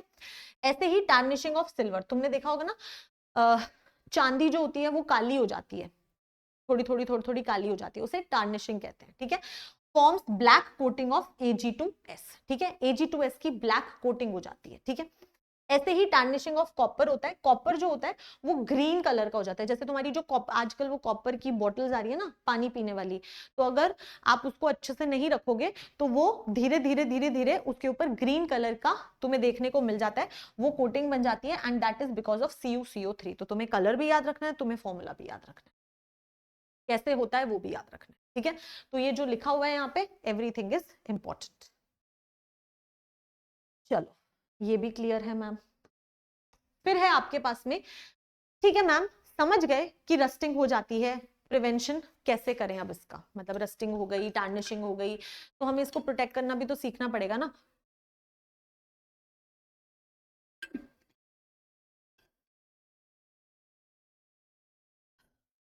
तो हम प्रिवेंशन कैसे करें ये बताओ, ठीक है। तो प्रिवेंशन करने के लिए पेंटिंग एंड ग्रीसिंग कर दो, ठीक है। बेसिकली तुम आयरन को ऑक्सीजन और वाटर के डायरेक्ट कांटेक्ट में आने ही मत दो। अगर वो आयरन और वाटर और ऑक्सीजन की डायरेक्ट कांटेक्ट में नहीं आएगा तो रस्टिंग नहीं होगी, एज सिंपल एज दैट। तो तुम आयरन को पेंट कर दो ताकि वो डायरेक्ट कांटेक्ट में आए ना, अब उसको ग्रीस कर दो ताकि वो आए ना, वही वाली बात। अप्लाइंग पेंट और grease creates a protective barrier that prevents the direct contact with moisture and air commonly used for iron structures. ऐसे रस्टिंग बचा सकते हो। तुम इलेक्ट्रोप्लेटिंग कर दो, coating of iron with a layer of zinc, zinc की coating कर दो, क्योंकि जिंक अगर तुम देखोगे आयरन के ऊपर होता है इलेक्ट्रोकेमिकल सीरीज में, वो तुम्हारी रिएक्टिविटी सीरीज में, तो आयरन से ज्यादा जिंक रिएक्टिव होता है। तो जैसे ही तुमने आयरन के ऊपर जिंक की प्लेटिंग कर दी है ना, तो जिंक रिएक्ट कर जाएगा ऑक्सीजन और वाटर के साथ, तो आयरन बच जाएगा रस्टिंग होने से। तो इस प्रोसेस को कहते हैं गैल्वेनाइजेशन, ठीक है। क्रोमियम और निकल, या फिर तुम क्रोमियम या निकल की भी कर सकते हो। The coating metal is more reactive, मतलब मैंने बताया ना, जो जिसकी भी कोटिंग कर रहे हो वो आयरन से ज्यादा रिएक्टिव होना चाहिए ताकि वो रिएक्ट कर जाए और आयरन बच जाए, ठीक है। And protects the base from metal, और मेटल को प्रोटेक्ट कर लेता है, ठीक है। लास्ट टॉपिक है आपका अलॉइंग। अलॉइंग क्या होता है, अब क्या होता है ना बेटा, मेटल्स तो बहुत अच्छे होते हैं, लेकिन तुमने देखा ना, जैसे बहुत लोग भी अच्छे होते हैं, तुम्हारा बेस्ट फ्रेंड तुम्हें बहुत अच्छा लगता होगा, पर उसकी कोई तो बात होगी जो तुम्हें नहीं अच्छी लगती है ना। थोड़ा हेल्पिंग होता, थोड़ा अच्छे साफ दिल का होता है ना, थोड़ा बात कम करता, थोड़ी लड़ाई कम करता, मतलब होता है 10 रीजंस होते हैं, बट ओवरऑल अच्छा है। पर ये 2-3 चीजें मैम उसमें खराबी है, तो तुम मुझे कमेंट्स में बता सकते हो तुम्हारे फ्रेंड में, बेस्ट फ्रेंड में तुम्हें क्या खराबी लगती है, ठीक है। कोई बात नहीं, ये हमारा सीक्रेट रहेगा, कमेंट्स में हमारा सीक्रेट रहेगा, ठीक है। हाँ, तो तुम्हारे पास अगर एक चांस हो कि दोस्त तो यही रहेगा, सारी पॉजिटिव चीजें यही रहेगी, जो नेगेटिव है वो भी तुम सही कर सकते हो उसके अंदर, तो लाइफ कितनी बढ़िया हो जाएगी, बल्ले बल्ले हो जाएगी, है ना। बस वैसे ही मेटल्स के साथ होता है। अब मेटल्स ना अच्छे होते हैं, लेकिन उनमें भी कुछ कुछ कमियां होती होंगी, मे बी थोड़ा कम लस्ट्रस होता होगा, या कुछ तो कमियां होती हैं। उन कमियों को सही करने के लिए हम कोई और अच्छी क्वालिटी वाला मेटल उसके अंदर लाके डाल दें, यानी कि combination of 2-3 metals is alloy, ठीक है। तो अलॉय क्या होता है, mixing metals with other elements to form alloys, जैसे कि स्टेनलेस स्टील, जो स्टील होता है वो उस पे स्टेन पड़ जाए तो स्टेनलेस स्टील बना दिया, आयरन के साथ क्रोमियम डाल दिया और निकल डाल दिया ताकि करोजन ना हो पाए। तो ऐसे अलॉयज होते हैं, बहुत सारे मेटल्स को मिक्स कर दिया ताकि उनके जो नेगेटिव पॉइंट्स हैं वो नेगेटिव ना रहे, ये आपके अलॉयज होते हैं, ठीक है। अलॉयज के बहुत सारे एग्जांपल्स हैं और यूजेस हैं जो आपके एनसीईआरटी के लिए, एनसीईआरटी में है, तो वो आपके लिए इंपॉर्टेंट है, मैंने यहाँ पे मेंशन किए हुए हैं। तुमसे पूछा जा सकता है कि ब्रास किस किस से बनता है और उसके यूजेस क्या हैं। तुमसे पूछा जा सकता है ब्रॉन्ज किस किस से बनता है, उसके यूजेस क्या हैं। सोल्डर किस किस से बनता है, उसके यूजेस क्या हैं। ड्यूराल्यूबिन किस किस से बनता है और उसके यूजेस क्या हैं। ठीक है। Musical instruments, plumbing, fitting, decorative items में आपका ब्रास यूज होता है। ब्रॉन्ज जो होता है वो आपके स्टैचूज एंड स्कल्पचर्स में यूज होता है। मरीन बियरिंग्स में, कॉइन्स में। ब्रॉन्ज मेटल नहीं मिलता, मेडल नहीं मिलता, मेडल वही तो है ना। ऐसे ही सोल्डर टिन से बनता है और लेड से बनता है। और ये जो परसेंटेजेस है इतना ही अमाउंट डालना है, ऐसे नहीं अपनी मर्जी से कितना भी डाल दो। जो परसेंटेज दी हुई है उतना ही डालोगे तभी वो परफेक्ट एलॉय बनेगा। ठीक है। तो ये आपके electronic items, plumbing, joints and electrical repairs में यूज होता है। ऐसे ही ड्यूराल्यूबिन जो होता है aluminium, copper, magnesium and manganese होता है। Aircraft components, automotive parts and structural applications में ये है। ठीक है। तो ये सारी चीजें हैं जो आपको अलॉयज के बारे में याद रखनी है। ठीक है। यस, तो this was all about this chapter. ठीक है। लेकिन ये चैप्टर ऐसे तो नहीं करेंगे, मैंने तुम्हें दिखाया कि प्रीवियस ईयर में भी तुमसे काफी सारे क्वेश्चंस पूछे गए हैं, तो तुम्हें थोड़ी प्रैक्टिस भी करनी चाहिए। तो मैंने तुम्हारे लिए यहाँ पे क्वेश्चंस भी लगाए हुए हैं। ठीक है। और तुम्हें उन क्वेश्चंस के आंसर्स भी मिल जाएंगे। मैं चाहती हूं कि तुम खुद ट्राई करो क्वेश्चंस को। ठीक है। तो ये पीवाईक्यूज हैं, जैसे metal can be cut by knife, बताओ कौन सा मेटल हो सकता है। इसका आंसर आपको आगे ही मिलेगा, मैंने पढ़ाया है अभी इसी लेक्चर में। लस्ट्रस नॉन मेटल कौन सा होता है, मैंने कराया है। Metal that exist in liquid state eight room temperature आपको बताना है। Most malleable and ductile metal, मतलब मैं प्रूफ दे रही हूं कि जो मैंने पढ़ाया है वही क्वेश्चंस भी आए हुए हैं और आगे भी आएंगे। ठीक है। तो ये क्वेश्चंस हैं, इनके आंसर्स आप देंगे। देखो बेटा, how are alloys better than metals, give composition of solder and amalgam. मैंने कहा था कि तुमसे कॉम्पोजिशन पूछी जाएगी तो आपको वो लर्न करनी है। पूरा का पूरा चैप्टर ही इसे क्वेश्चन में समराइज हो गया है। बट डोंट वरी, मैंने इसका आंसर भी अगली ही स्लाइड में लिखा हुआ है। बट आई डोंट वांट कि तुम सारे आंसर्स देख लो, इसीलिए पहले खुद सॉल्व करना, फिर नोट्स के थ्रू अपने आंसर्स को देख लेना। ठीक है। यहां पर ये रहा question, PYQ, name the process of reduction used for metal that gives a vigorous reaction with air and water both. कौन देता है ये तुम्हें बताना है, इसका आंसर भी आगे मिल जाएगा। ऐसे ही carbon can not be use as a reducing agent to obtain aluminium from its oxide, बताओ क्यों, क्यों ऐसा नहीं हो सकता। ये भी हमने अभी अभी किया था, इसका आंसर भी अगली स्लाइड पे ही मिल जाएगा। तो that's how you will get the answers.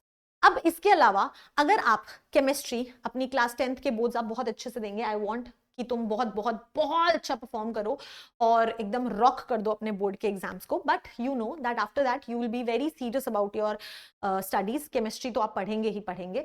तो अगर आप केमिस्ट्री पढ़ना चाहते हैं, आगे की केमिस्ट्री बहुत इंटरेस्टिंग तरीके से, देन माय डियर स्टूडेंट्स आप ऐसे ही मुझसे 11th और 12th में भी पढ़ सकते हैं। उसके लिए आपको कुछ नहीं करना, बस एक मेरा फ्री टेलीग्राम है, ये फ्री है, कुछ नहीं, स्कैन करना है इसको और ज्वाइन कर लेना है। ये मेरी एक छोटी सी फैमिली है जहां पे मैं बच्चों को रोज ऐसे क्वेश्चन ऑफ द डे देती हूँ। स्टार्टिंग में तुम्हें नहीं सॉल्व करने होंगे क्योंकि तुम पहले पढ़ोगे फिर सॉल्व करना शुरू करोगे, बट आई मेक श्योर कि बच्चे मेरे साथ पर्सनली कनेक्टेड रहे। ठीक है। तो आप इस टेलीग्राम को ज्वाइन कर सकते हो, ये मेरा पर्सनल टेलीग्राम है। ठीक है। एंड अगर आप अनअकैडमी का कोई भी सब्सक्रिप्शन लेते हो, जब भी लेते हो कभी भी, मेक श्योर कि आप यूज कोड करो AC5। अगर आप AC5 कोड यूज करते हो ना, AC5, ठीक है, A for Anushka, C for Chaudhary और 5 डिजिट वाला 5, तो ना आप इस ग्रुप के अंदर ऐड हो जाते हो। ये एक एक्सक्लूसिव मेंटोरशिप ग्रुप होता है। मतलब पूरा साल मैं बच्चों के साथ जूम कॉल के थ्रू पर्सनली बात करती हूँ, उनको गाइड करती हूँ, उनको मोटिवेट करती हूँ। उनकी कोई भी लाइफ से प्रॉब्लम, पढ़ाई से रिलेटेड ऐसे ही problem, I am always there for them. ठीक है। ऐसे आपको डेली टारगेट मिलते हैं, वीकली टारगेट्स मिलते हैं, डाउट काउंटर होता है, आपको डाउट्स होते हैं तो वो सॉल्व हो जाते हैं, रिविजन टेस्ट भी मिलते हैं, माइंड मैप्स भी मिलते हैं, फॉर्मूला शीट्स भी मिलती हैं। तो बहुत सारी चीजें मिलती हैं जो आपकी प्रिपरेशन को और ज्यादा बेटर कर देती हैं। ठीक है। तो ये सब चीजें आपको भी मिल सकती हैं, बट आपको अनअकैडमी का जो भी सब्सक्रिप्शन लो आपको कोड उसमें AC5 यूज करना है और फिर आप मेरे एक्सक्लूसिव मेंटोरशिप ग्रुप में ऐड होंगे। ठीक है। सो आई जस्ट वांट अभी के लिए तुम्हें कुछ नहीं बाय करना है, डोंट वरी, अभी तुम्हें सिर्फ अपनी पढ़ाई करनी है, ठीक है। जो क्वेश्चंस मैंने दिए वो क्वेश्चंस करने हैं, जो क्वेश्चंस का आंसर मैंने कमेंट सेक्शन में मांगा उसके आंसर कमेंट सेक्शन में करने हैं, जो पीवाईक्यूज मैंने दिए वो और करने हैं, और भी बहुत सारे पीवाईक्यूज करने हैं। And the most most most important thing, आपको मुझे ये बताना है कि आपको ये सेशन कैसा लगा, was it helpful for you, क्या तुम्हें मजा आया, इंटरेस्टिंग लगा। एंड ऐसे ही मैं और लेक्चर्स भी आपके लिए लेके आऊंगी। Till then you have to work very hard, and ma'am की तरफ से आप सभी को ऑल द बेस्ट। मैं बेस्ट ऑफ लक कभी नहीं बोलती हूँ, बिकॉज आई फील लक पे नहीं, आपके हार्डवर्क पे काम चलता है। तो ऑल द बेस्ट की सारी चीजें आपके लिए बेस्ट ही वर्क करेंगी, लक की तो बात ही नहीं है। तो all the very best and thank you so much. मुझे बहुत मजा आया आपको ये चैप्टर पढ़ाने में। You please do share your experience, कैसा लगा, in the comment section. I would read each and every comment for sure.